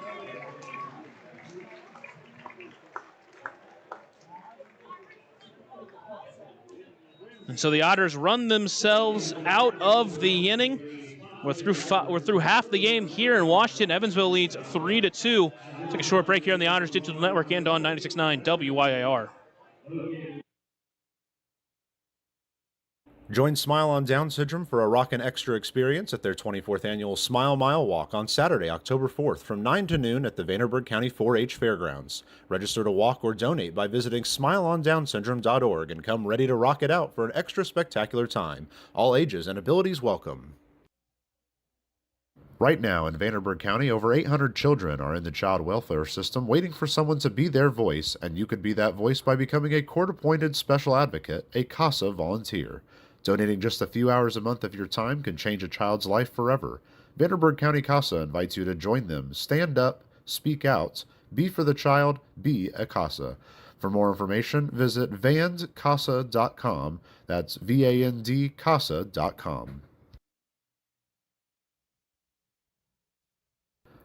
Ballet Indiana is made up of local ballet professionals, dedicated parents, and community members in order to provide unique and life-enriching experiences for hundreds of young dancers, while carrying out their mission to inspire a lifelong appreciation for dance for both our dancers and the Evansville community. More information on Ballet Indiana and information about their upcoming performances is available at balletindiana.org. We head into the bottom of the 5th inning here in the ballpark. Evansville leads 3-2. Alex Canny has looked great overall, but has given up one unearned run after JT Benson couldn't make the play out and right. And then the last run scored after he struck him out, but he reached first because of the wild pitch. Now first pitch swinging. That one hit well to right by Cole Fowler. That one's deep, and that one's gone. And with one swing of the bat, we're tied.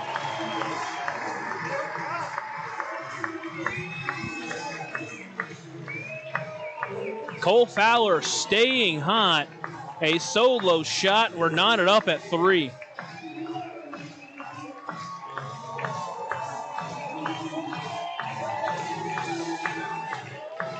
It's really the first run that Canny has given up that you can look at and be like, that's fully his fault. Obviously, one of those runs were earned earlier. The runner who scored after he reached on a wild pitch, but it still kind of feels like it's basically 2 unearned runs before that point. But now we're all knotted up at 3. It's a brand new ball game here in the bottom of the 5th. Now he'll face Tyreek Reed. First pitch to him, swinging, popped up center field.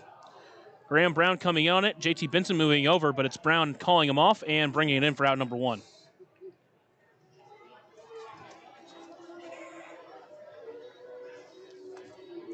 So Cole Fowler staying hot in his first few weeks with Washington. And with 1 away, it's up to Tommy Caulfield, who's 1 for 2 with an RBI single, or with a single back in the 3rd. First pitch to him misses low for ball 1. Still no one warming up in either bullpen. Again, Canny's looked mostly good throughout the game. Not really the first big mistake, at least, he's made. 1-0 pitch, finds his own outside edge, make it 1-1.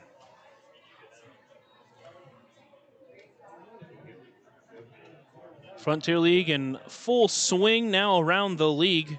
Every game but the 3 that were postponed to tomorrow underway as that pitch misses low, make it 2-1. The only game with runs so far is New Jersey and Down East. Down East up 3-0 in the bottom of the 2nd. Every other game is currently scoreless.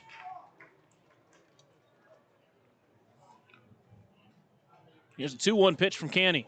That one on the line, back up the middle. Just avoided hitting Canny. Second hard hit ball of the inning. There's a 1-out base runner.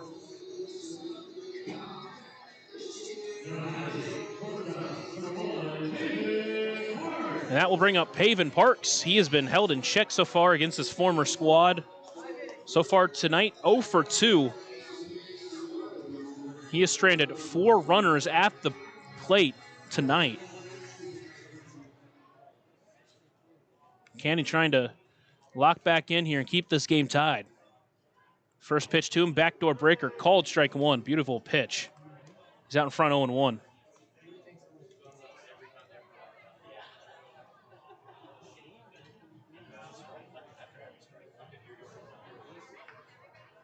Caulfield leads off first base.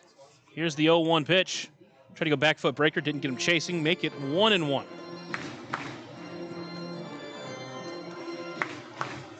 Canny's now given up 6 hits. He's walked just 1 batter. He's hit a batter. Hasn't walked anybody since the first inning. 5 strikeouts, 2 earned runs, 3 runs total. And again, you look back at some of these innings, especially the 4th inning. So that pitch is swung on, fouled off. That one out of play. Runner was taking off, but he'll have to go back, make it 1-2. You look back, particularly the 4th inning, you had runners at first and third, just 1 away. Spot where you really want to put up some runs and you don't. And now all of a sudden this game is tied.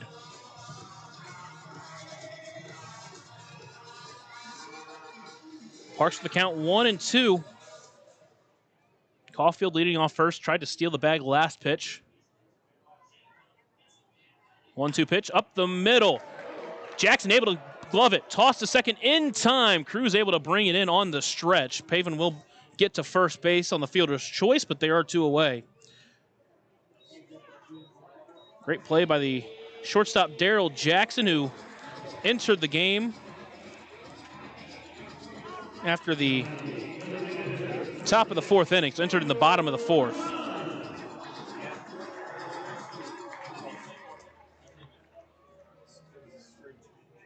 And now with 2 away and a runner on first to be Wagner Lagrange. First pitch to him finds the zone. It'll be 0-1. Lagrange 0 for 2 in the game.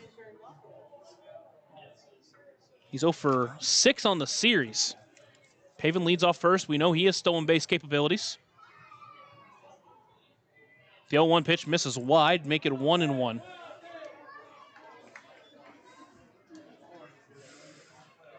Washington with 6 hits on the game. 5 of them have come from their top 4 batters.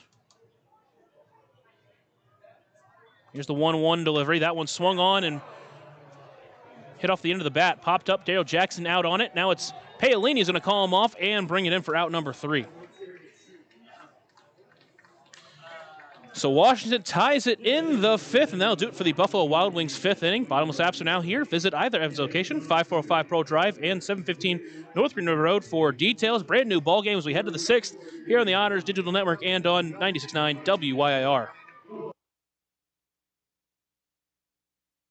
Smile on Down Syndrome has been providing a bright hope for tomorrow to the tri-state region for 25 years, providing smiles, support, and programs for individuals with Down syndrome while raising community awareness to create a brighter world that accepts and understands people with Down syndrome. Learn more now at smileondownsyndrome.org.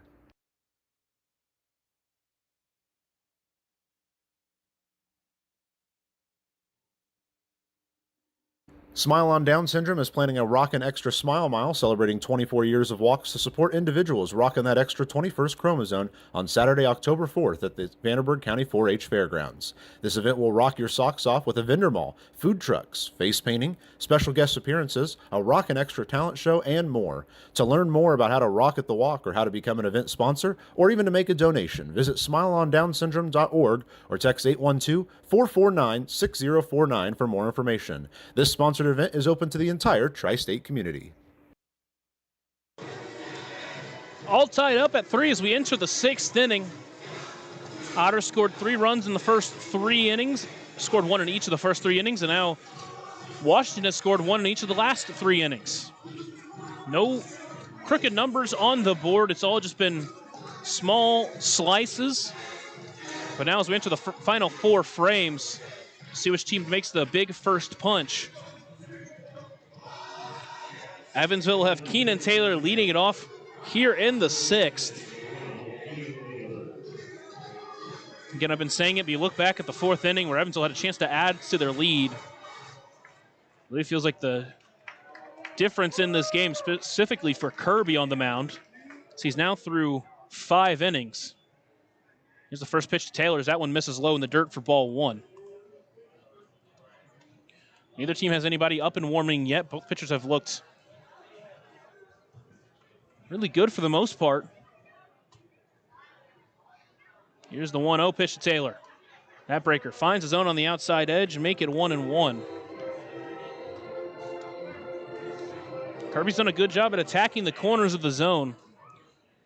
Hasn't left too many over the heart of the plate. 1-1 pitch fastball, line to left field. Well struck, but foul. Make it 1-2.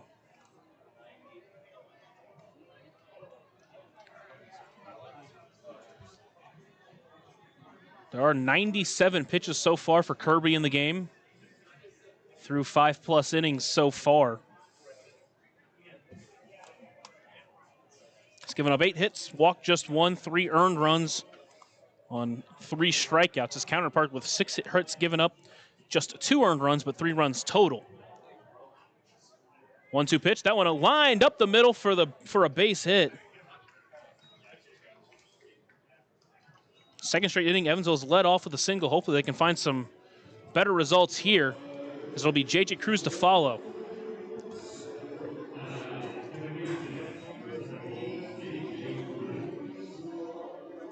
Cruz 1 for 2 in the game.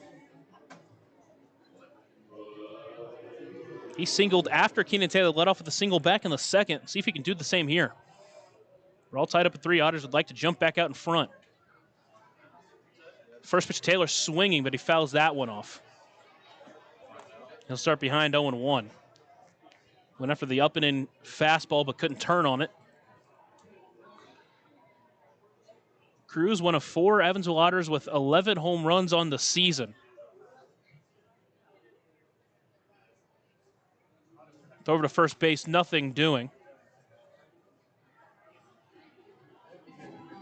Count still 0-1 as Taylor leads off first base. Wouldn't expect him to steal in this spot unless he really sees something off of Kirby. Here's the 0-1 pitch. That one misses low, making 1-1. Good take there from Cruz.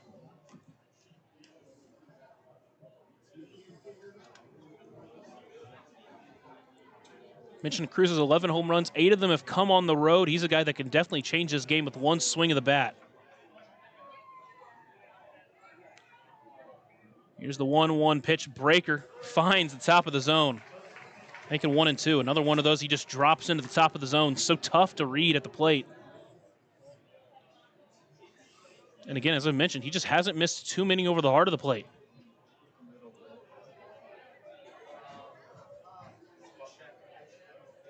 Here's the 1-2 pitch. Swung on and missed. Got the changeup by him for the second straight at bat. There's one away.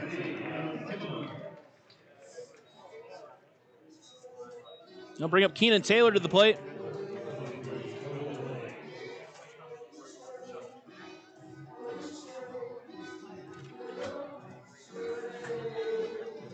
Wilbanks tonight 1 for 1. He sack bunt and a double his last time up.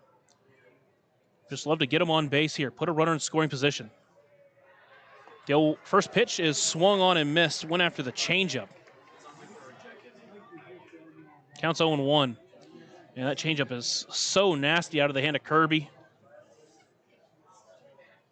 Wilbanks a guy who doesn't get fooled a ton, but he was fooled there. 0-1 pitch line, well into left. It's going to send Hakopian back, still going back, able to bring it in for out number 2.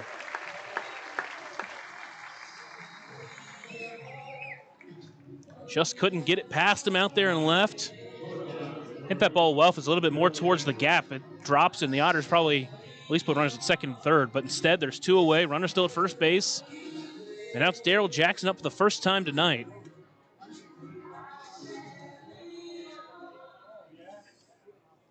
Jackson made a quick first impression in his first game against Windy City. As the first pitch to him misses low for ball 1. Went 2 for 4, reached 4 times actually. Also had a walk. He has hits in 3 of his 4 games so far. You'd love to see him get another one here and set the table for the top of the lineup. 1-0 pitch. Finds the zone at the letters, make it 1-1. First time Jackson's facing Kirby in this game as he entered for the injured Taveras back in the bottom of the 4th inning.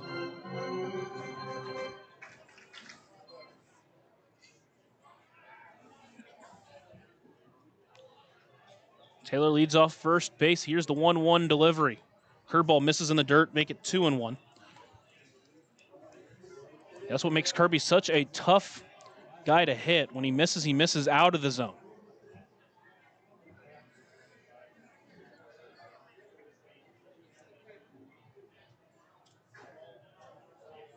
Here's the 2-1 pitch to the Otters shortstop. Swinging, popped up. That one's up and overhead. Overhead foul ball brought to you by Heads Construction. Choose the best, never regret it. Count 2-2. Jackson, a D3 national champion this season with the Wisconsin Whitewater Warhawks. You don't see him make a big at-bat here. 2-2 pitch. Swung on, well hit to center, but right to the center fielder Watson, and that'll do it for the inning. So the Otters get a leadoff hitter, but for the second straight inning, do nothing with it. We head to the bottom of the 6th. Still knotted up at 3 here on the Otters Digital Network and on 96.9 WYIR.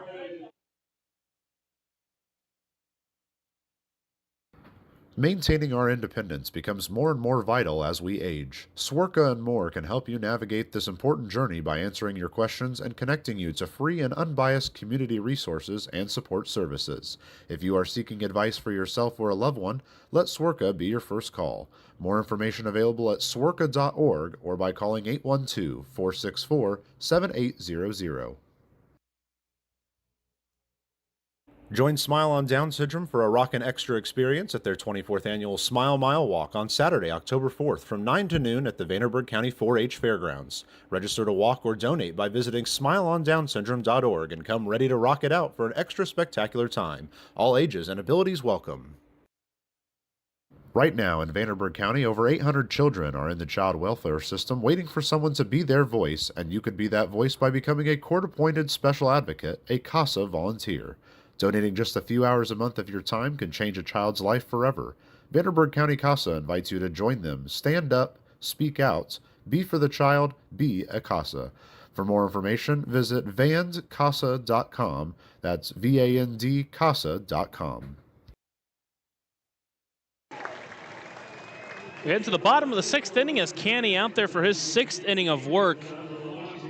That last inning gave up a leadoff home run, gave up a hit, but got out of the inning without any more damage done. He's given up a run in each of the last 3 innings.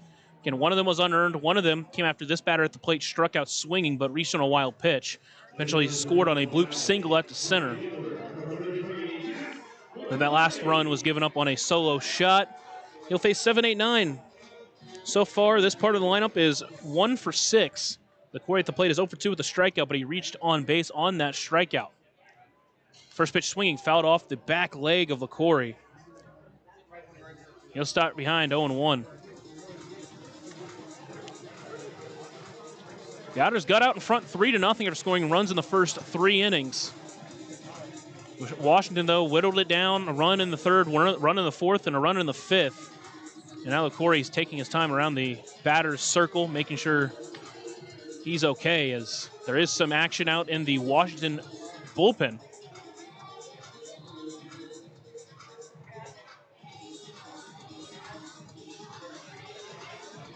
I believe it's Andrew Herbert up and warming. Here's the 0-1 pitch to LaCorey. Swinging that one, fouled up and overhead. Overhead foul ball brought to you by Heads Construction. Choose the best, never regret it. Count is 0-2. The Otters with 9 hits in the game and 3 runs. Washington with 6 hits and 3 runs. Here's the 0-2 delivery. Swung on the ground towards second. Cruz backhands it. Throw to first in time, and that's a quick out number 1. Good start to the inning for Canny. Gets the ground out, and with 1 away, it'll be Charles Mack. Mentioned the work that the Otters have forced upon Kirby. That was just pitch number 80 for Canny in the game. The one way he faces Charles Mack. He's 0 for 2 with a couple of flyouts, but he's hit the ball fairly well tonight. First pitch to him just misses high, make it 1-0. So last time up, hit the ball really well to right center. It was almost deep enough to tie the ball game at that point. It did advance LaCorey to second, to where he would be scored by the next batter. 1-0 pitch swung on that one, but fouled it off, make it 1-1.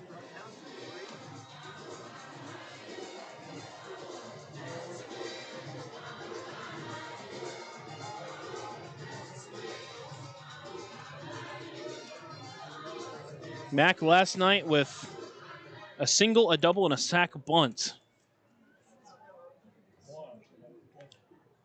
Awaits the 1-1 pitch. Finds his own at the letters, make it 1-2.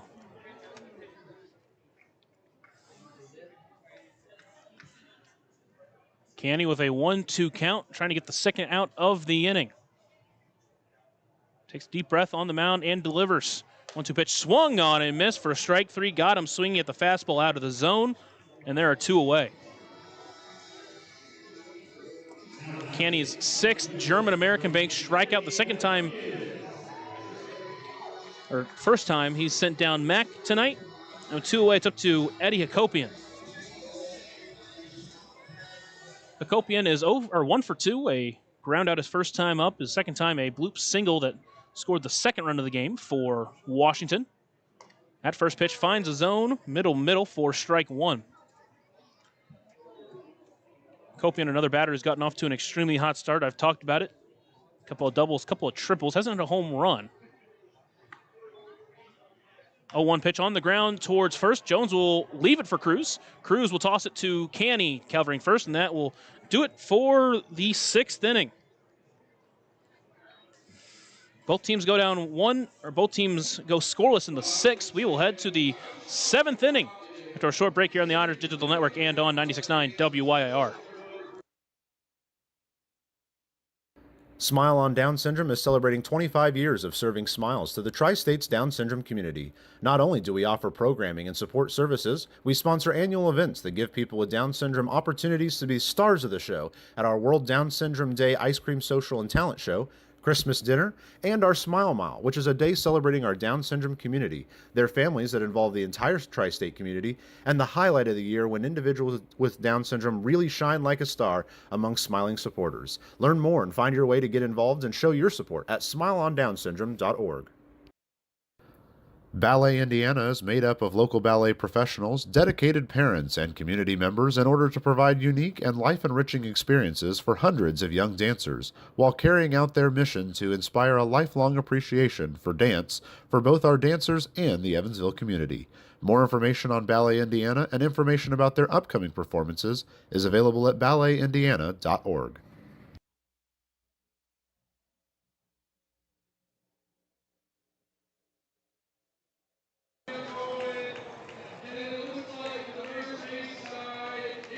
To the final 3 frames here in Washington.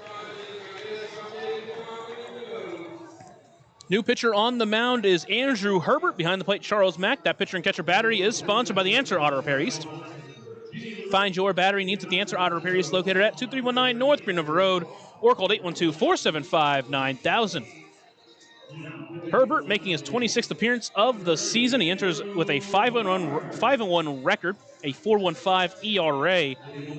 But he got blown up his last time out against Quebec. Pitched an inning, gave up 4 earned runs, 5 total runs, 2 hits, 2 walks, and a strikeout. Before that game, his ERA was up at 3.21, one of the most reliable pitchers out of this Washington bullpen. Making his 5th appearance against Evansville this season. First 2 times out, he pitched at Bosse Field, went 2 innings, gave up 2 runs, neither of them earned. And then here in Washington, he pitched 3 innings, a shutout ball against this team. He'll face the Edward Jones leadoff batter of the game, Dennis Pierce, that finds the zone. He'll start behind 0-1. Knotted up at 3 here in the 7th. Evansville jumped out in front early, and then Washington whittled their way back. It's a story we've heard a lot this year for Evansville. 0-1 pitch, swings through that fastball. A couple pitches up at the letters. Pierce behind 0-2. Evansville has had leadoff singles in back-to-back innings, but have done nothing to follow them. Pierce trying to find his way onto the hit column here in this series, but he's an 0-2 count. Breaker up around his head, just didn't get any control on that one, making 1-2.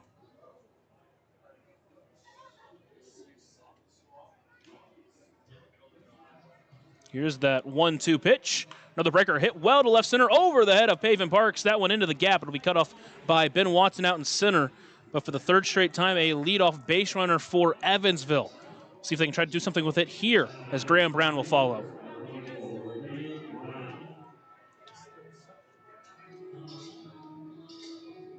Herbert in his first professional season after finishing up his college career with the Reinhardt Eagles.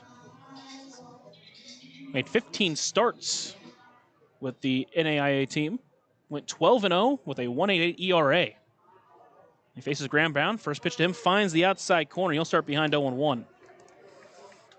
Brown now the only Otter without a hit in the ball game, but had one that just went foul that would have been a home run.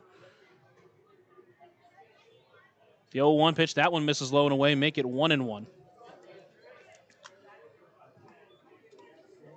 Hasn't hit the ball poorly tonight by any means, just hasn't been able to find any open grass. He struck out swinging his last time up, though. Here's the 1-1 pitch. That one misses outside, make it 2-1. Another good take there by Brown. Love to see him break into this game in a big way. Evansville, you really want them to take the lead. Again, 3 straight innings, you've gotten a leadoff hit. Need to follow it somehow.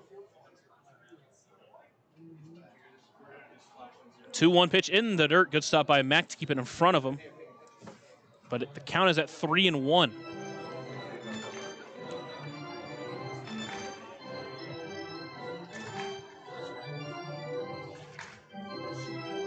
Herbert with Reinhardt did not walk a lot of batters. A 2.1 walk per 9 rate, but so far with Washington a 4.2 as that one is fouled off of the catcher Mack, and now the count will run full to Graham Brown.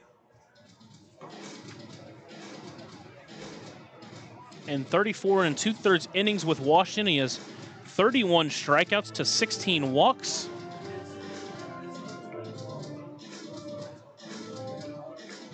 Count is full. We'll see if the Otters want to send Pierce to avoid a double play. Throw over to first base. Pierce back in time. Just the first disengagement.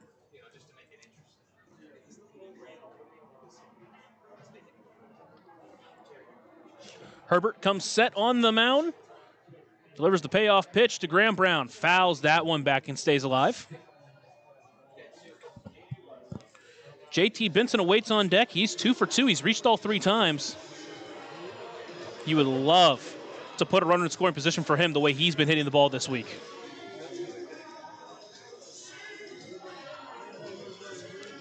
Herbert takes a short look at first. Now comes set. Stands on the mound and delivers the next payoff pitch. That one lined to right but foul. Brown in another good at-bat. He had one of these back in the third that forced a ton of pitches.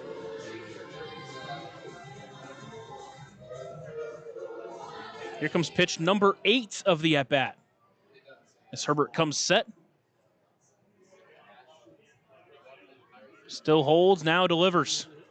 On the ground, back up the middle. Herbert will barehand it. Only play to first is in time. Solid play from the pitcher there. A play that could have gone wrong so many ways. Herbert made it look routine. And with one away, there is a runner in scoring position for JT Benson, however.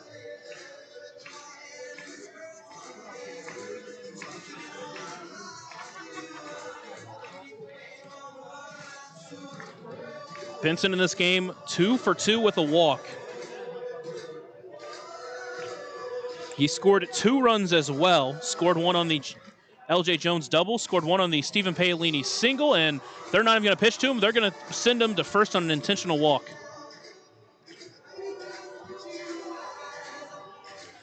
So that will bring up LJ Jones with one at first and second with 1 away. And obviously it's a smart decision from Washington. You don't want to face this guy the way he's been hitting this week, but if you're LJ at the plate who has a home run and a double already in this game, you got to start thinking about, well, if they're going to do that to him, I'm going to make him pay. Go ahead and run at second base is Dennis Pierce. First pitch to LJ Jones. He takes that one low for ball 1. Count is 1-0. Paolini, who had 2 very clutch hits over the weekend against Joliet, stands on deck. 1-0 pitch, foul tipped. Off of the catcher there, make it 1-1. A little bit out in front of that 85 mile per hour pitch from Herbert.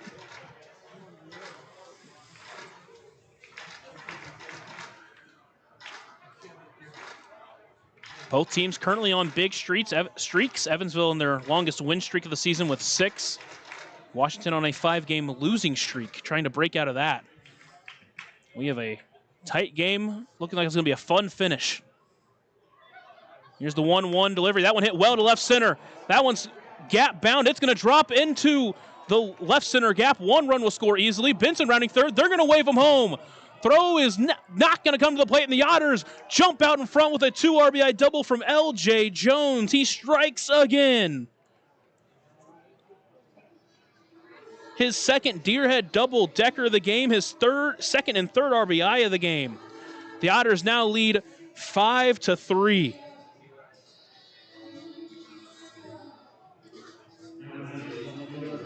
This is how this team has really started to play this final month of the season. They are never out of the game. They never start to die away. They get those big hits. And now Stephen Paolini will come to the plate, chance to add to the lead.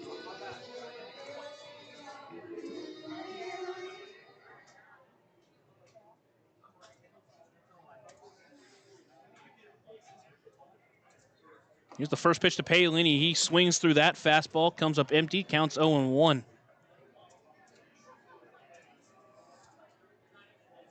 Still no one up and warm for the Otters bullpen. Looks like Canny might go out there for the 7th, but I mean, the way the back end of this bullpen is, you feel good about a 2-run lead. Paolini swings through that one.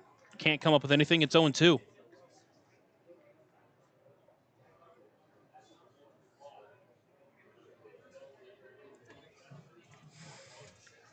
Jones leads off second base.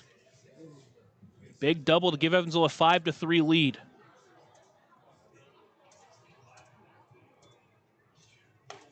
Well, 0-2 pitch, misses high. Great take from Paolini, make it 1-2. Paolini 1 for 3. Hit the ball well his last time up, but right to the left fielder Hakopian. Ended up being a double play with LJ Jones rounding second, not ready for the play. 1-2 pitch, misses low in the dirt. Good take from Paolini, make it 2-2.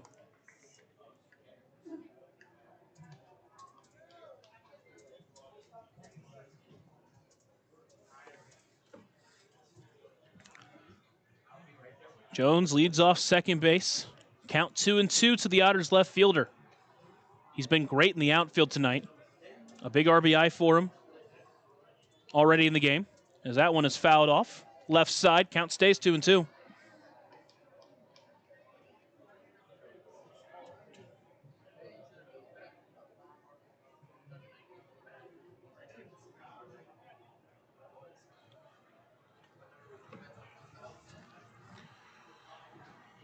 Herbert looking in, trying to find a way to put away Paolini. He comes set on the mound, looks back at second, steps off, and resets.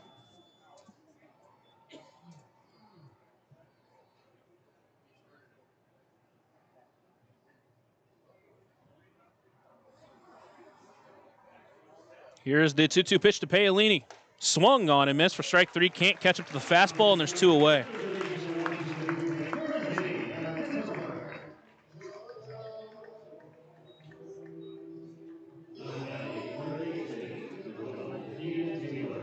And now it'll bring up Keenan Taylor with 2 away. Runner still standing at second base.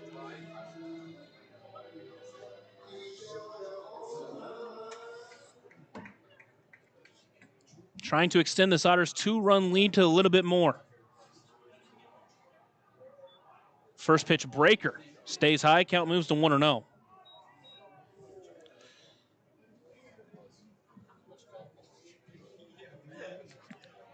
Herbert stands on the mound, looks into his catcher, Mack, agrees and sets. Looks back at second, delivers the 1-0 pitch. That one in the dirt, make it 2-0. The Otters have taken really good at-bats most of the night. This inning is no different.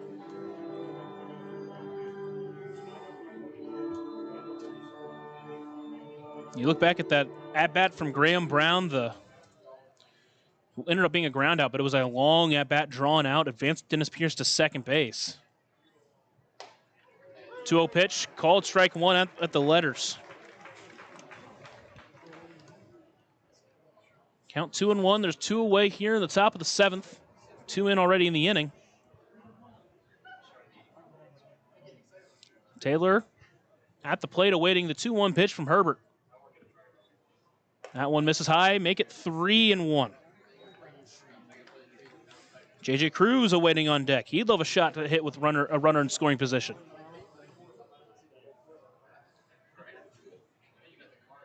Tail on the game is 2 for 3, a couple of singles. He's got a 3-1 count. Here's the pitch. That one hit well into left. That's an Akopian back to the track at the wall. He reaches for it. He brings it in. 1-0-2 off the bat, but Akopian, a good read, saves a run. And the Otters are out of the 7th, but not before they put up 2 on the LJ Jones double. Well, it's the bottom of the 7th here in Washington. The Otters with a 5-3 lead after a short break here on the Otters Digital Network and on 96.9 WYIR.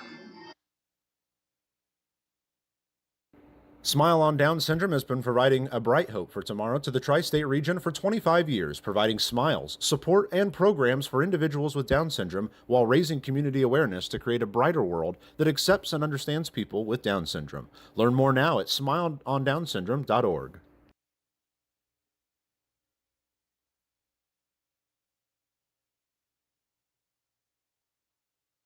Smile on Down Syndrome is planning a Rockin' Extra Smile Mile celebrating 24 years of walks to support individuals rocking that extra 21st chromosome on Saturday, October 4th at the Vanderburgh County 4-H Fairgrounds. This event will rock your socks off with a vendor mall, food trucks, face painting, special guest appearances, a Rockin' Extra talent show, and more. To learn more about how to rock at the walk or how to become an event sponsor or even to make a donation, visit smileondownsyndrome.org or text 812-449-6049 for more information. This sponsored event is open to the entire tri-state community.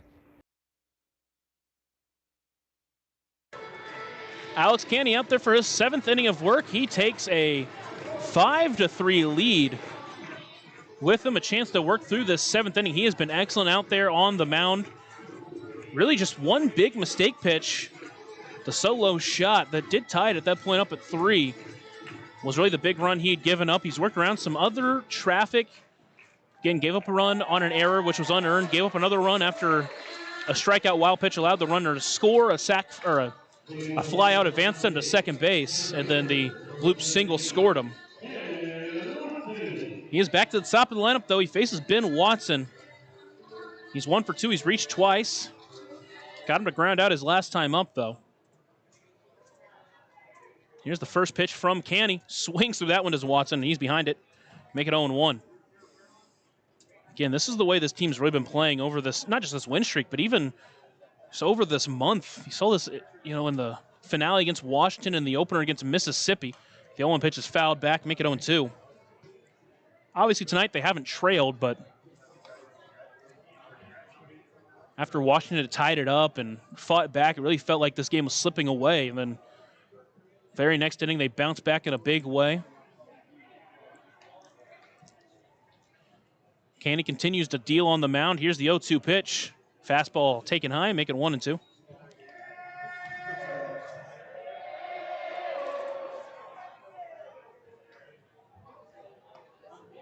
Otters bullpen now up and warm as Canny sets and delivers the pitch number 100 on the game, and it gets Watson swinging.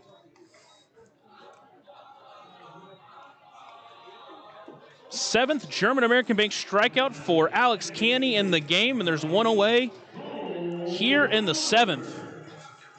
And next we'll bring up Cole Fowler, who has the big hit against him, the solo shot to lead off the 5th inning. He is 1 for 3 overall in the game. First pitch swinging, can't catch up to it. He'll start behind 0-1. He was trying to do what he did last at-bat.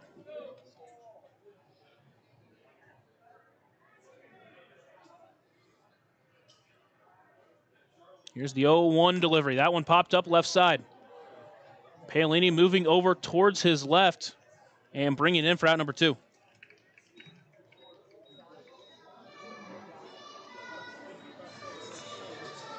So it's 2 away for Tyreek Reed.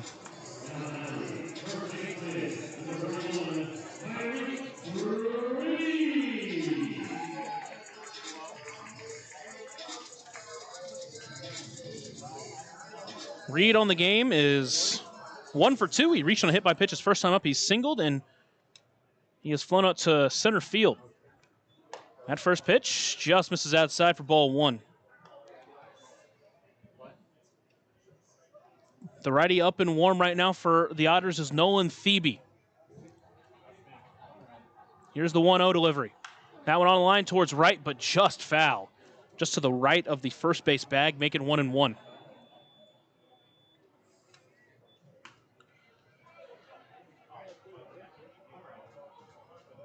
Canny trying to work through 7 innings for the first time this year. It's already his longest outing by pitches and by innings worked. Breaker, cold, ball 2. Just missed a bit low. Not a bad pitch, but a great take from Reed. Here's the 2-1 delivery to Reed. Up and in fastball. Make it 3-1 now. Wonder if Reed were to reach this, be the final batter for Canny in the game. Caulfield has a couple of hits against him. Here's the 3-1 delivery. Fastball misses high for ball 4, just his second walk of the game. The first one he's surrendered since the very first inning. The Otters do have long leashes on their starters. We'll see if they keep them in to face Caulfield or they go to their bullpen.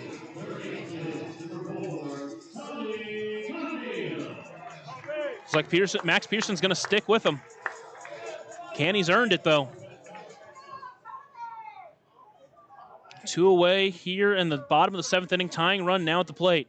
First pitch to Caulfield. Finds the zone at the knees for strike 1. Home crowd did not like that call.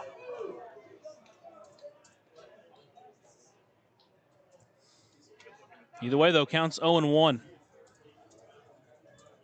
Here's the 0-1 pitch. That one misses wide. Make it 1-1.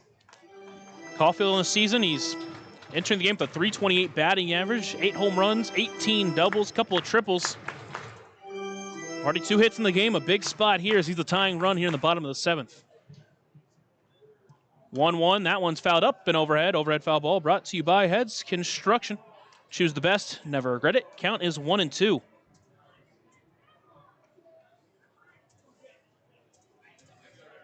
Time now called by Caulfield as he steps back in.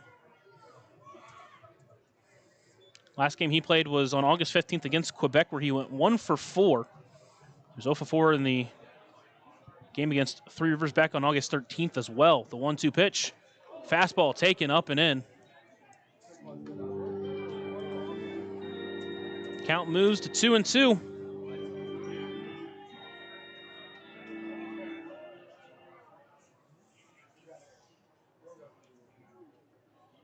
2-2 pitch. That one lined to left center. That one's gap bound. Paolini over towards it, but it's going to hook right to him for out number 3. So Canny gets through 7. He's given up 3 runs in the game. The Otters lead 5-3 as we head to the 8th here on the Otters Digital Network and on 96.9 WYAR.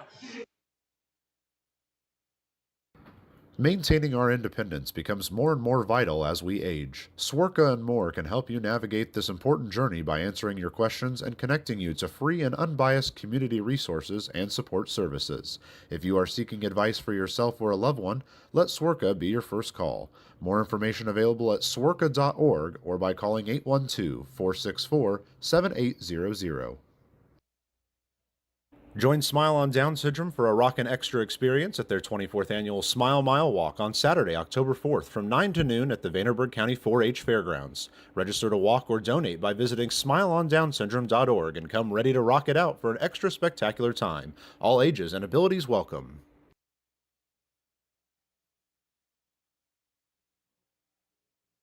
Right now in Vanderburgh County, over 800 children are in the child welfare system waiting for someone to be their voice, and you could be that voice by becoming a court-appointed special advocate, a CASA volunteer.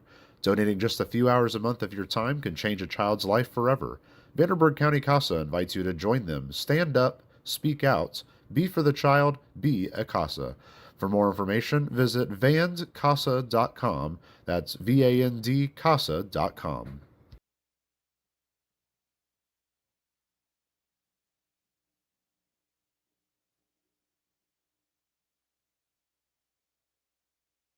We head to the 8th. The Otters lead 5-3. Andrew Herbert out there for another inning of work. We'll see if Evansville can try to get to him here again. They scored a couple of runs back on him in the 7th.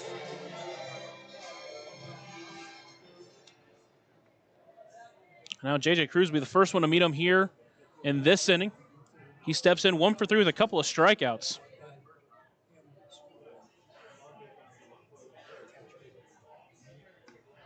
First pitch to him misses wide for ball 1. Assuming that does it for Canny on the night. He goes 7 innings, giving up 6 hits, couple of walks, just 2 earned runs, 3 runs on the night, and 7 strikeouts. 1-0 pitch on the ground towards third. It'll be past the glove, but foul.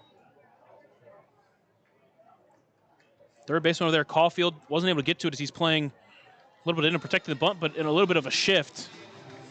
But again, it went foul, so it's just a 1-1 count.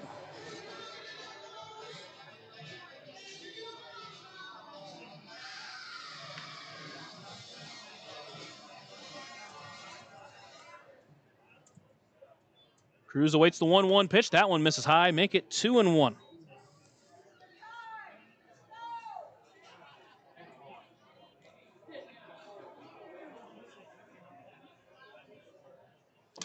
2-1 pitch over towards the third baseman Caulfield, but it is into foul territory. Count now 2-2. That did break his bat as well, so he'll get a new baseball bat.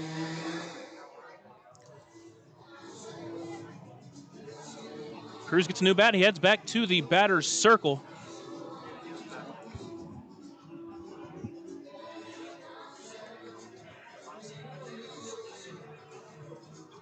Big game between Schaumburg and Gateway. Gateway out in front 3-0 early. Florence beating Mississippi 2-0. Ottawa and Three Rivers, big game over there, still knotted up at 0. Here's the 2-2 pitch to Cruz. On the ground, hard hit towards second. Fowler will take it in. Throw to first is in time, and there is the first out of the inning.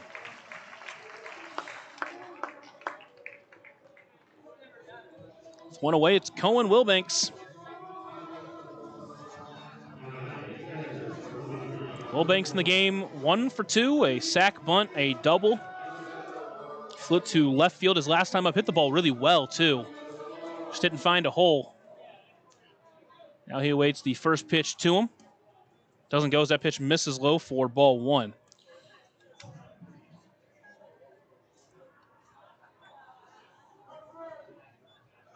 Here's the 1-0 pitch, swings through that changeup. Out in front, make it 1-1.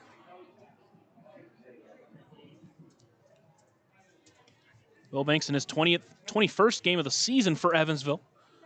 It's the 1-1 pitch as that one just finds the outside corner, make it 1-2. They're finishing up his 2024 season with Georgia Gwinnett. He joined Evansville at the beginning of this season. Started as the number 2 catcher behind Justin Felix. Kind of worked his way into an equal partnership before Logan Brown joined the team. Tim was the emergency catcher for most of the year and is back on the roster. Here's the 1-2 pitch. That one popped up left side. Shallow left field, over towards it is Parks, but Akopian will call him off and bring it in for out number 2.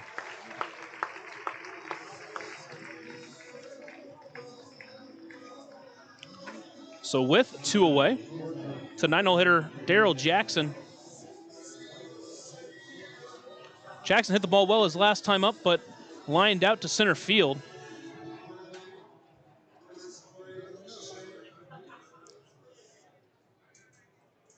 Here's the wind and delivery. First pitch to Jackson. Front door breaker. Almost hit him. Has to duck down to avoid that one. Make it 1-0.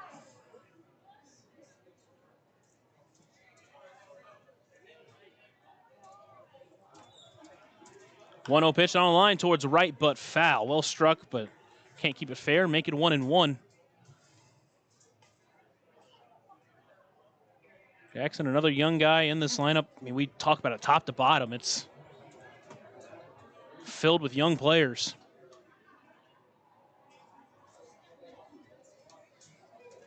Here's the 1-1 pitch to Jackson. That one hit well to left center. Moving over towards it is Watson. He's going to be able to get under it and bring it in for out number 3. That was well hit off the bat of Jackson, but can't find a hole. That'll do it for the Otters here in the 8th. We go to the bottom of the 8th inning. It'll be a new pitcher for Evansville. We'll have more on them after a short break here on the Otters Digital Network and on 96.9 WYIR.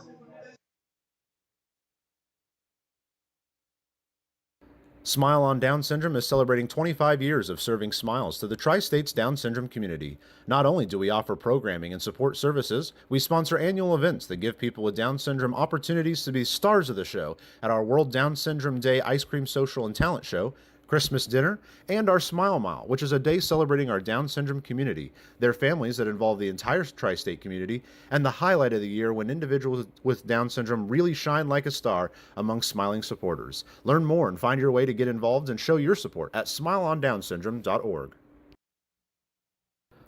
Ballet Indiana is made up of local ballet professionals, dedicated parents, and community members in order to provide unique and life-enriching experiences for hundreds of young dancers, while carrying out their mission to inspire a lifelong appreciation for dance for both our dancers and the Evansville community. More information on Ballet Indiana and information about their upcoming performances is available at balletindiana.org. We head into the bottom of the 8th inning. New pitcher on the mound for Evansville is Alex Valdez. Valdez on the mound. Behind the plate is Cohen Wilbanks. That pitcher and catcher battery is sponsored by the Answer Auto Repair East. Find your battery needs at the Answer Auto Repair East, located at 2319 North Green River Road, or call 812-475-9000. Valdez making his 34th appearance of the season. He's pitched in 37 2/3 innings. Pitched to a 3.58 ERA. It's been an up and down season for him so far, but he has been on a good streak as of late. 4 2/3 straight innings, has not surrendered an earned run. Did give up an unearned run against Windy City back on August 10th. His last time out did earn a save. Looked a little bit shaky though, walked a couple of batters, but ended up dialing it back in and getting out of the inning unharmed. First pitch to his former teammate Paven Parks, finds his own outside corner for strike one. Both of these players were using the back end of the bullpen for Evansville down the stretch of the 24 season. Obviously, Paven was the one that ended up being the main closers. That one pulled the string on him, got him swinging, make it 0-2. The Otters this year tried to use Paven as a starter, eventually just didn't work out, dealt with a wrist injury beginning of the year, which pushed back his initial start time. And thankfully, though, he was able to find his way at the plate. But since has made his name known here in Washington, the 0-2 pitch, that one's popped up left side. It's going to get out of play. The count will stay 0-2.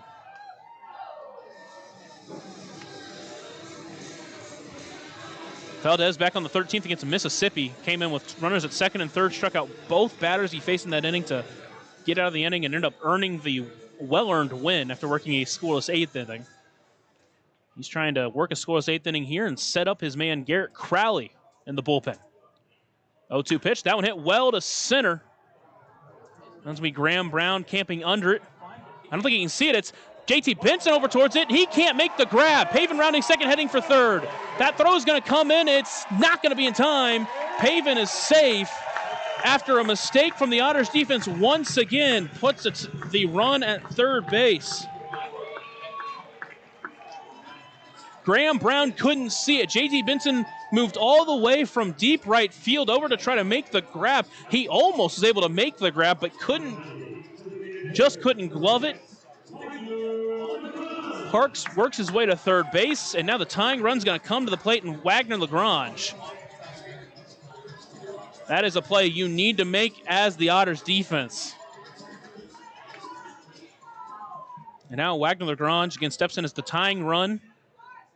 Otters still lead by 2, so that run from Paven Parks isn't a backbreaker. First pitch inside gets away from Wilbanks. Paven initially tries to go, but Wilbanks throws it away. Fortunately, Paven Parks not able to get home. Pitch missed inside, it's 1-0. Paven initially got so far off third base, if Wilbanks took his time, he might have been able to gun him down at third, but tried to make the quick play. Almost ended up being a mistake there, but fortunately, Paven was all the way back at third base at that point. LJ Jones able to back him up. And also, I mean, you got to think about the spot here. There's no one else on. Try to just make a quick snap throw, thinking Paven's trying to score, so not a bad play there from Wilbanks by any means, but either way, runner still at third base. It's a 1-0 count here to Lagrange. Here's the 1-0 pitch. That one misses low and wide. Make it 2-0. What you want to see from Valdez here is to really lock back in. Don't let that first triple affect him. Obviously, it hurts.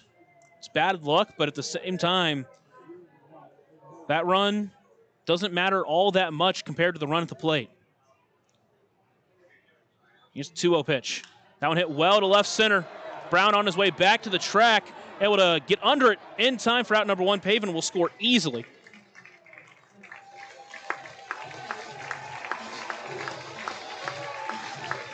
So Washington does get within 1, but that's a big out number 1. Bases are cleared. Now he's got to work with this 1-run lead. So he'll face Jeff LaCourie up next.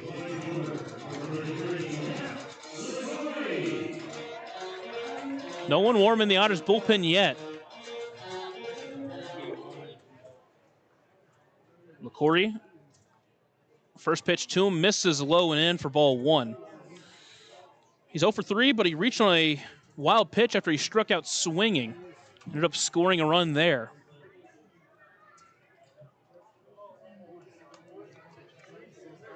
Valdez winds and delivers the 1-0 pitch. Pulled the string on LaCourie there. Make it 0-1. Make it 1-1.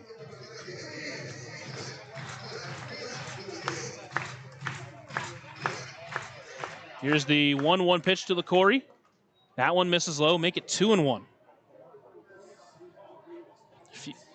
Now a few times baseball's gotten behind Wilbanks again, or with Valdez on the mound.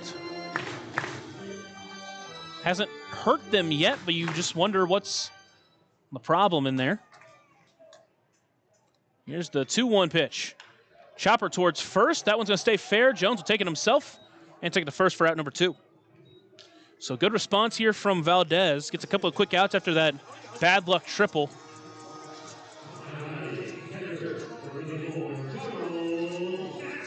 And now it'll be Charles Mack up with 2 away here in the inning. He does represent the tying run.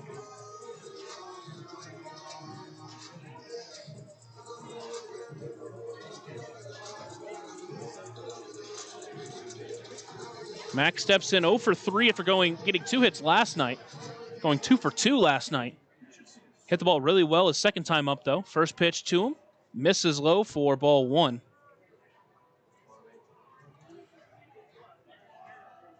Valdez now working with a 1-run lead, trying to keep this slim Evansville advantage. Mack, check to swing, doesn't matter. It's at the bottom corner. Make it 1-1. Mack, the catcher for Washington. He's been a really good backstop so far. Here's the 1-1 delivery. That one misses low. Make it 2-1.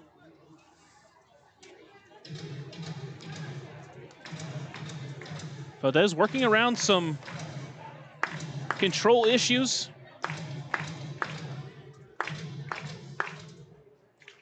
Here's the 2-1 pitch to Mack. Swings through that off speed.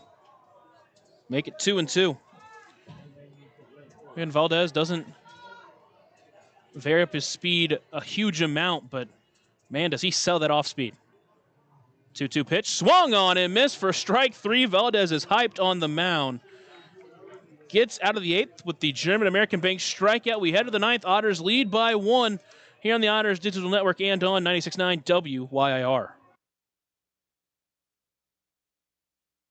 Smile on Down Syndrome has been providing a bright hope for tomorrow to the tri-state region for 25 years, providing smiles, support, and programs for individuals with Down syndrome while raising community awareness to create a brighter world that accepts and understands people with Down syndrome. Learn more now at smileondownsyndrome.org.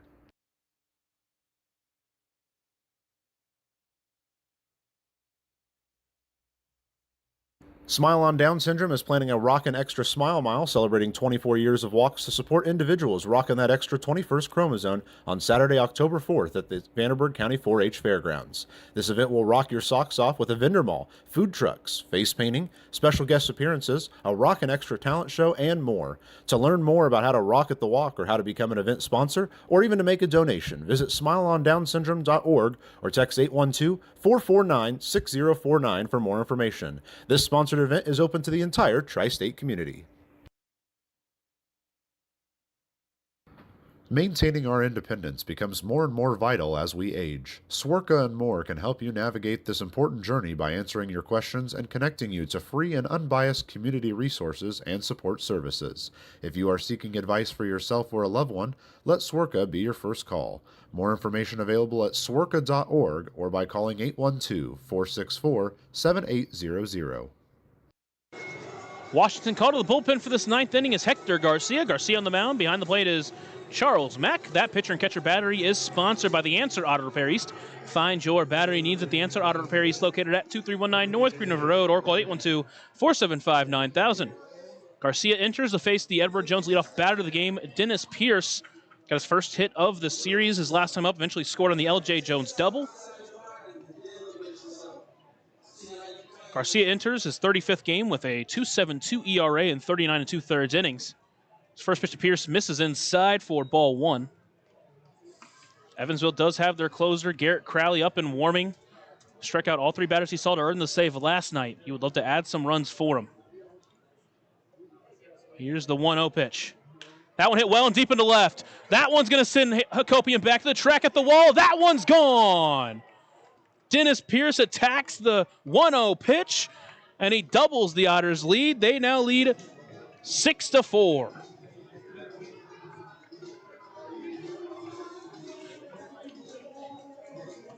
It's now his team-leading 12th home run of the season. And you love to see that. Just add a little bit of cushion, as Graham Brown will follow. To say, Hector Garcia had been on a really good streak, 5 straight scoreless innings. since giving up a run against Windy City on August 6th, but first batter he faces hits a home run. First pitch to Graham Brown, pulled the string on him. So he'll start behind 0-1.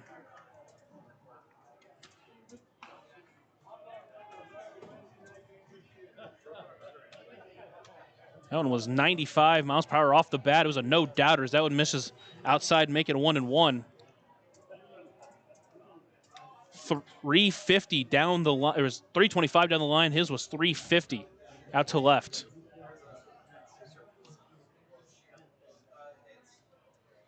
Here's the 1-1 pitch. Swings through that one, does Graham Brown. Make it 1-2.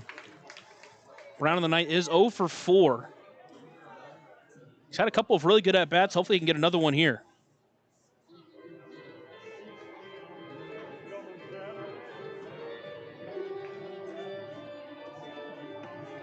Count 1-2 to the Otters center fielder.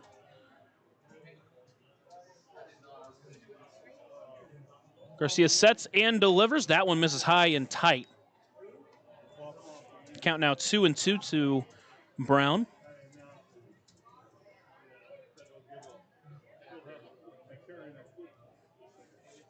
Garcia sets. Here's the 2-2 pitch. That one misses low. Good take. Count runs full. Third time tonight. Graham Brown has worked a full count. And you look at this game, obviously hasn't had a hit yet. Hasn't reached a base yet, but even the small things, he's been excellent this month. He's made these pitchers work on the mound. Here's the payoff pitch. Swung on and missed for strike 3. Can't catch up to the fastball. So he does go down swinging after making Garcia work. And with one away, it's JT Benson, who has reached all 4 times, a couple of singles, a couple of walks.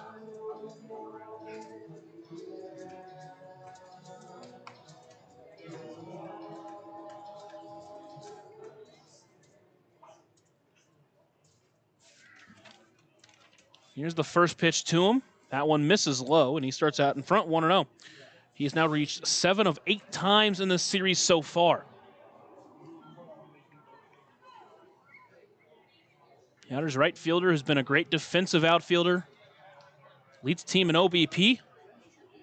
Waits the 1-0 pitch. That one finds his own at the knees, make it 1-1. I should say he leads the team in OBP of qualified players. Technically, Cone Wilbanks leads in OBP at 479 and in 20 games.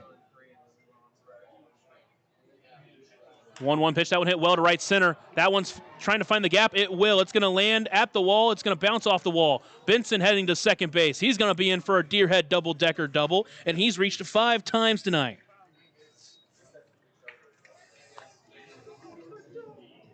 The Otters now with 2 extra base hits in this inning. And it's going to bring up L.J. Jones, who's had a great night tonight as well. A couple of RBI doubles, 3 RBIs on the night for him.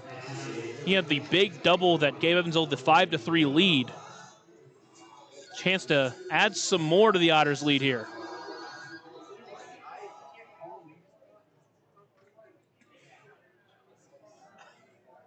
Here's the first pitch to Jones. That one does find the zone at the knees, make it 0-1. Went off speed, got the bottom corner. Benson leads off second base. Garcia comes set.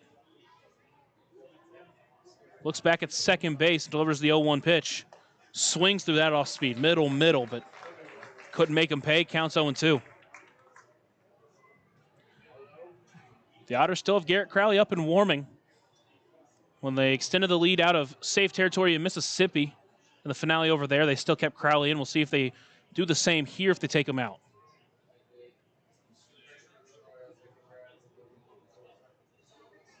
Here's the 0-2 pitch to Jones. That one misses low, good take. Make it 1-2. One away here. Obviously there's 2 strikes, so probably won't, but Benson has shown the ability to steal third base. Let's try to get in to third base with less than 2 outs. Garcia sets on the mound, looks back at second base, and delivers. 1-2 pitch misses low, make it 2-2. Try to get him chase on that off-speed pitch low and in the dirt, but Jones has not been biting. 2 for 4, a couple of doubles, 3 RBIs. He's flown out and grounded out.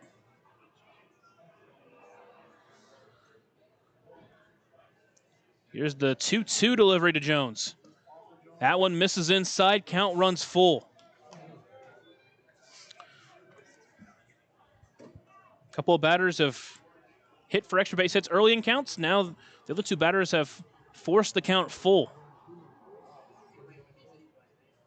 Paolini awaiting on deck. Here's the payoff pitch to Jones. Swung on and missed for strike three. Can't catch up to the fastball. Very similar at bat to what Graham Brown had.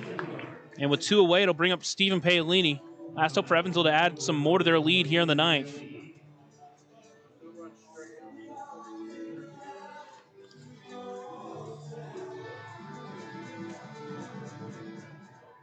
The Otters have had a lot of opportunities offensively. 6 runs on 13 hits.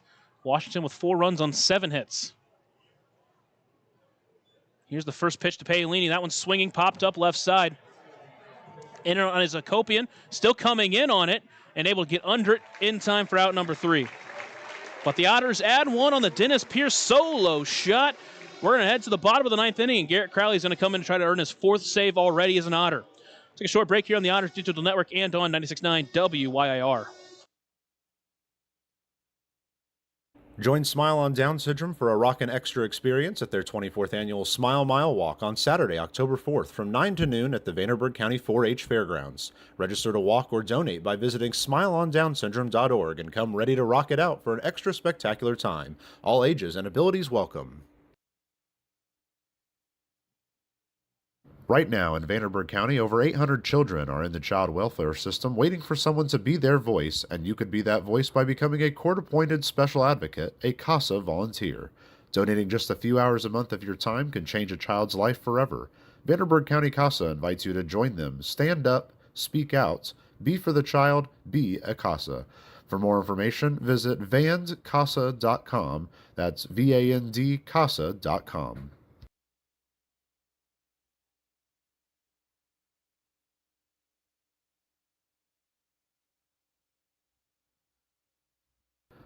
Ballet Indiana is made up of local ballet professionals, dedicated parents, and community members in order to provide unique and life-enriching experiences for hundreds of young dancers, while carrying out their mission to inspire a lifelong appreciation for dance for both our dancers and the Evansville community. More information on Ballet Indiana and information about their upcoming performances is available at balletindiana.org.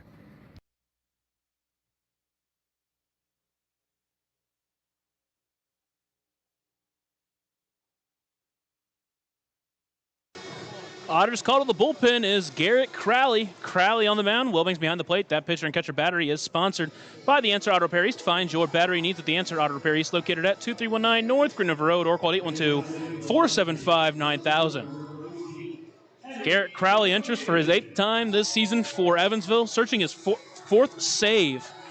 And man, what a streak he's been on. Over his last 4 appearances, he's faced just 12 batters and gotten 12 outs. 3 of those resulted in saves. In last 2 appearances, he struck out all 6 batters he's faced. First pitch finds the zone to leadoff hitter in this inning, Eddie Hakopian. He jumps out in front 0-1. Crowley has been the most important reliever out of the bullpen in the month of August since being acquired from Quebec. 0-1 pitch, back foot breaker, missed low. Almost hit Hakopian, but didn't make it a 1-1.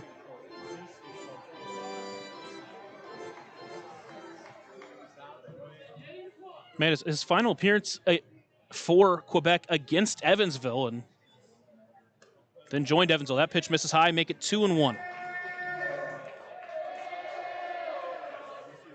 He comes in with a 2-run lead for the 3rd straight game. Here's the 2-1 pitch. Bat breaker finds the zone, inside edge, make it 2-2. Crowley's been excellent with his off-speed pitches. Really, he's felt extremely comfortable with them. See what direction he goes here with the 2-2 count. Sets, delivers. Backdoor breaker just missed outside. Count runs full. Trackman says it missed, but it's one of those calls that sometimes been given tonight, sometimes hasn't for both sides. Doesn't get it there, and the count runs full. Went off speed in the last pitch. Here's the payoff pitch. Fastball chopped towards third. It's going to be a slow roller. Taylor takes it in. Throw to first. Strong throw is in time, and there's one away. Keenan Taylor continues to look great at third base when he plays there. And with one away, it's back to the top of the lineup. Back-to-back lefties due up. First, it's going to be Ben Watson. Watson 1 for 3, a walk, a single, eventually scored a run on the Tyreek Reed single. Also grounded out and struck out swinging. First pitch, front door breaker, finds the zone, starts out in front 0-1. Man, it is so tough for lefties to face this guy. That sweeper that breaks into them and ends up in the middle of the zone. Here's the 0-1 pitch. Another breaker. That one finds the outside corner. Make it 0-2. His streak of 6 straight sent down via the strikeout has ended, but still has looked excellent on the mound. Here's the 0-2 pitch. Went fastball, missed way wide. Make it 1-2. Just tried to overthrow that one and lost control of it. Still got Watson at 1-2. He would love to just keep that tying run on deck this entire inning. He did it last night. Did it against Joliet in the series finale at Bossy Field. 1-2 pitch, swung on and missed. Goes down, swing on the off-speed pitch that dropped out of the zone, and there's 2 away. First German-American makes strikeout for Garrett Crowley of the game. And now it's going to be Cole Fowler stepping in, the final hope for Washington in this ball game.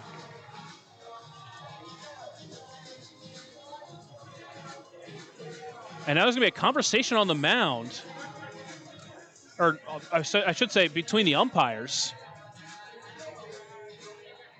Not sure what they're looking at.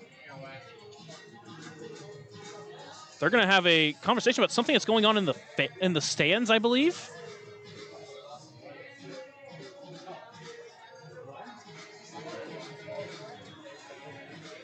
Maybe there was someone trying to shine something in his light in Crowley's face from behind. I'm not really sure. Well, either way, that seems like everything is set. First pitch to Fowler. Just stays high for ball 1. Tried to do what he did to Watson to start with that high off-speed pitch, but that one just didn't drop in enough, and the count's 1-0. Fowler does have a home run tonight. He's 1 for 4. A couple of flyouts and a strikeout. 1-0 pitch. Fastball just missed low and away. Make it 2-0. Both pitches have just missed.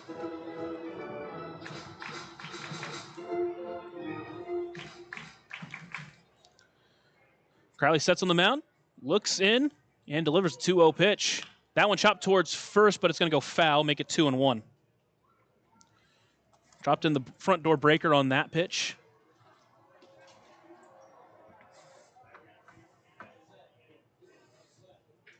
Fowler stands in the left-handed batter's box, awaiting the 2-1 pitch, trying to keep this game alive. Here's the delivery. That one swung on and missed. Another off-speed pitch that dropped out of the zone last second. Make it 2-2. So now Washington down to their final strike here. Counts 2-2. There's 2 away. Here in the bottom of the 9th inning. It's been a back-and-forth game that Evansville hasn't trailed in. 2-2 pitch, swung on and missed for strike 3. Got the off-speed by him, and Garrett Crowley does it again. His second German-American makes strikeout, his 3rd straight save. He is 4 for 4. He has been excellent in the back end of the Otters bullpen. The Otters extend their win streak to 7. We'll talk about it more on the Papa John's postgame show after a short break here on the Otters Digital Network and on 96.9 WYIR. Smile on Down Syndrome has been providing a bright hope for tomorrow to the tri-state region for 25 years, providing smiles, support, and programs for individuals with Down syndrome while raising community awareness to create a brighter world that accepts and understands people with Down syndrome. Learn more now at smileondownsyndrome.org. Otters win 6-4 And welcome into the Papa John's postgame show. Remember that Papa John's is the official sponsor of the Otters pregame and postgame shows, available every game night, 20 minutes before and 10 minutes after each Otters game on the Otters Digital Network, the Home Team Network, and on 96.9 WYIR. Evansville now extends their win streak to 7 on the year. They have been excellent over these last 7 games. It's another one of those games that, similar to the Joliet series, that they really had to fight for. Again, they never trailed in this game, which is the good sign. But man, once Washington brought it back, tied it up at 3, and really started to shut down the Evansville offense, really felt like it was all momentum towards Washington. But the 2-run 7th against Andrew Herbert made the difference. And what a start from Alex Canny. He's made all 4 starts on the road, and he's been excellent. Went 7 innings, giving up 6 hits, 2 walks, struck out 7. He allowed 3 runs, just 2 of them were earned. And he earns the win and his 2nd straight quality start. Alex Valdez pitched the 8th.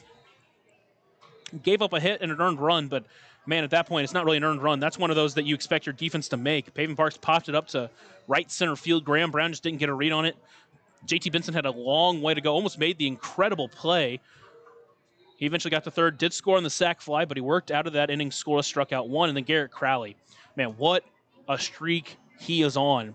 The 5th straight time he has gone in there, pitched the 9th inning, and faced just 3 batters. After striking out 3 batters in both of the last 2 9th innings he's pitched, he struck out 2 in that inning, struck out the final 2 to end the ball game, earning his 4th save of the season for Evansville, his 3rd straight appearance with a save. He continues just to be just an incredible pitcher out of the bullpen. What a pitcher Evansville got closing out the game. Again, the back end of the bullpen is really the part of the team that really started to feel the weight of these losses, especially a lot of these 1-run losses in the month of July. But man, it has really turned itself into a formidable group as they have really found their stride here in August.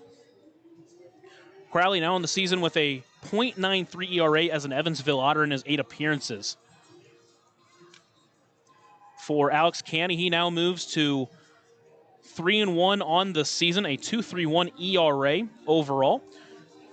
In his 5 appearances, now 29 strikeouts and 23 1/3 innings. He earned his 3rd straight victory on the mound, his 2nd straight quality start, and very well earned. Let's talk about offense for Evansville. Is definitely up and down, but they got started off quickly after a couple of quick outs in that 1st inning. A walk from JT Benson and LJ Jones doubled to score the run. Scored a run in the 2nd after a single from Keenan Taylor, a single from JJ Cruz. Eventually the sac fly from Crix Taveras, who would exit in the bottom of the 4th inning for Daryl Jackson. Scored another run in the 3rd inning after the walk or single from JT Benson. Eventually scored on the Paolini single. Didn't score until the 7th inning, but they broke through huge after LJ Jones' 2nd double of the game, brought them up 5-3, and then Dennis Pierce had a solo shot in the 9th inning, giving Evansville a 6-4 lead and a 6-4 victory here against Washington. Just look through some of the highlights offensively. JT Benson, what a game for him. He reached all 5 times, an intentional walk, an actual walk, and 3 hits, including a double. LJ Jones, 2 doubles and 3 RBIs. Keenan Taylor had a 2-hit night as well. Every Otter that started, but Graham Brown unfortunately did not reach. But even a game like for Graham Brown, had a game where he had 3 separate at-bats go to full count. He worked a lot of great at-bats. Unfortunately, just couldn't find a hit in the game, couldn't reach. But again, he's still looked excellent. Even in nights where he doesn't get a hit, he's looked great at the plate. Paolini now 3 hits on the season. All 3 of them have been RBI hits. Daryl Jackson came in, hit the ball well a couple of times tonight. Again, when he's at the plate, he's hit the ball really well. He's had some big hits late in games. And we'll see what that means for Crix Taveras. Obviously, he left with an injury. You're hoping it's not anything serious, but it's one of those things you want to definitely pay attention to as we look forward to the rest of this season. That'll do it for tonight back here at the ballpark. 6:05 p.m. Central Time start, back to the start time that was set on Tuesday. That will be the series finale before Evansville goes back to Bosse Field to take on the Windy City Thunderbolts for 3 games, and then the final series of the season at home will be the Florence Yawls before the final series of the season overall will be in Gateway to finish off the 2025 season. Washington now, after this loss, have lost 6 in a row.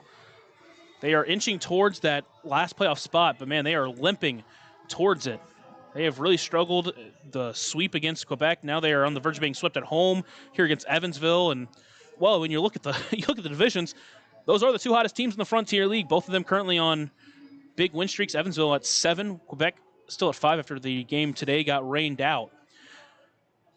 That'll do it for the game tonight. Evansville now moves to 34 and 52. See what happens with Florence and Mississippi. So again, that chase for the third spot in the Central Division still moves on. Mississippi currently losing to Florence 2-0. Hopefully Mississippi makes a late run and can jump a game on Florence for Washington. Lake Erie currently beating Windy City 5-1. Then that Gateway and Schaumburg game, currently Gateway up 6-0. Ottawa and Three Rivers still tied at 0 in the top of the 8th as well. A lot of fun games going on around the Frontier League. There's going to be a lot more fun games tomorrow as well. But that'll do it for me tonight. And until then, I'm Lucas Mackman signing off. And as always, thank you so much for listening, Otters fans.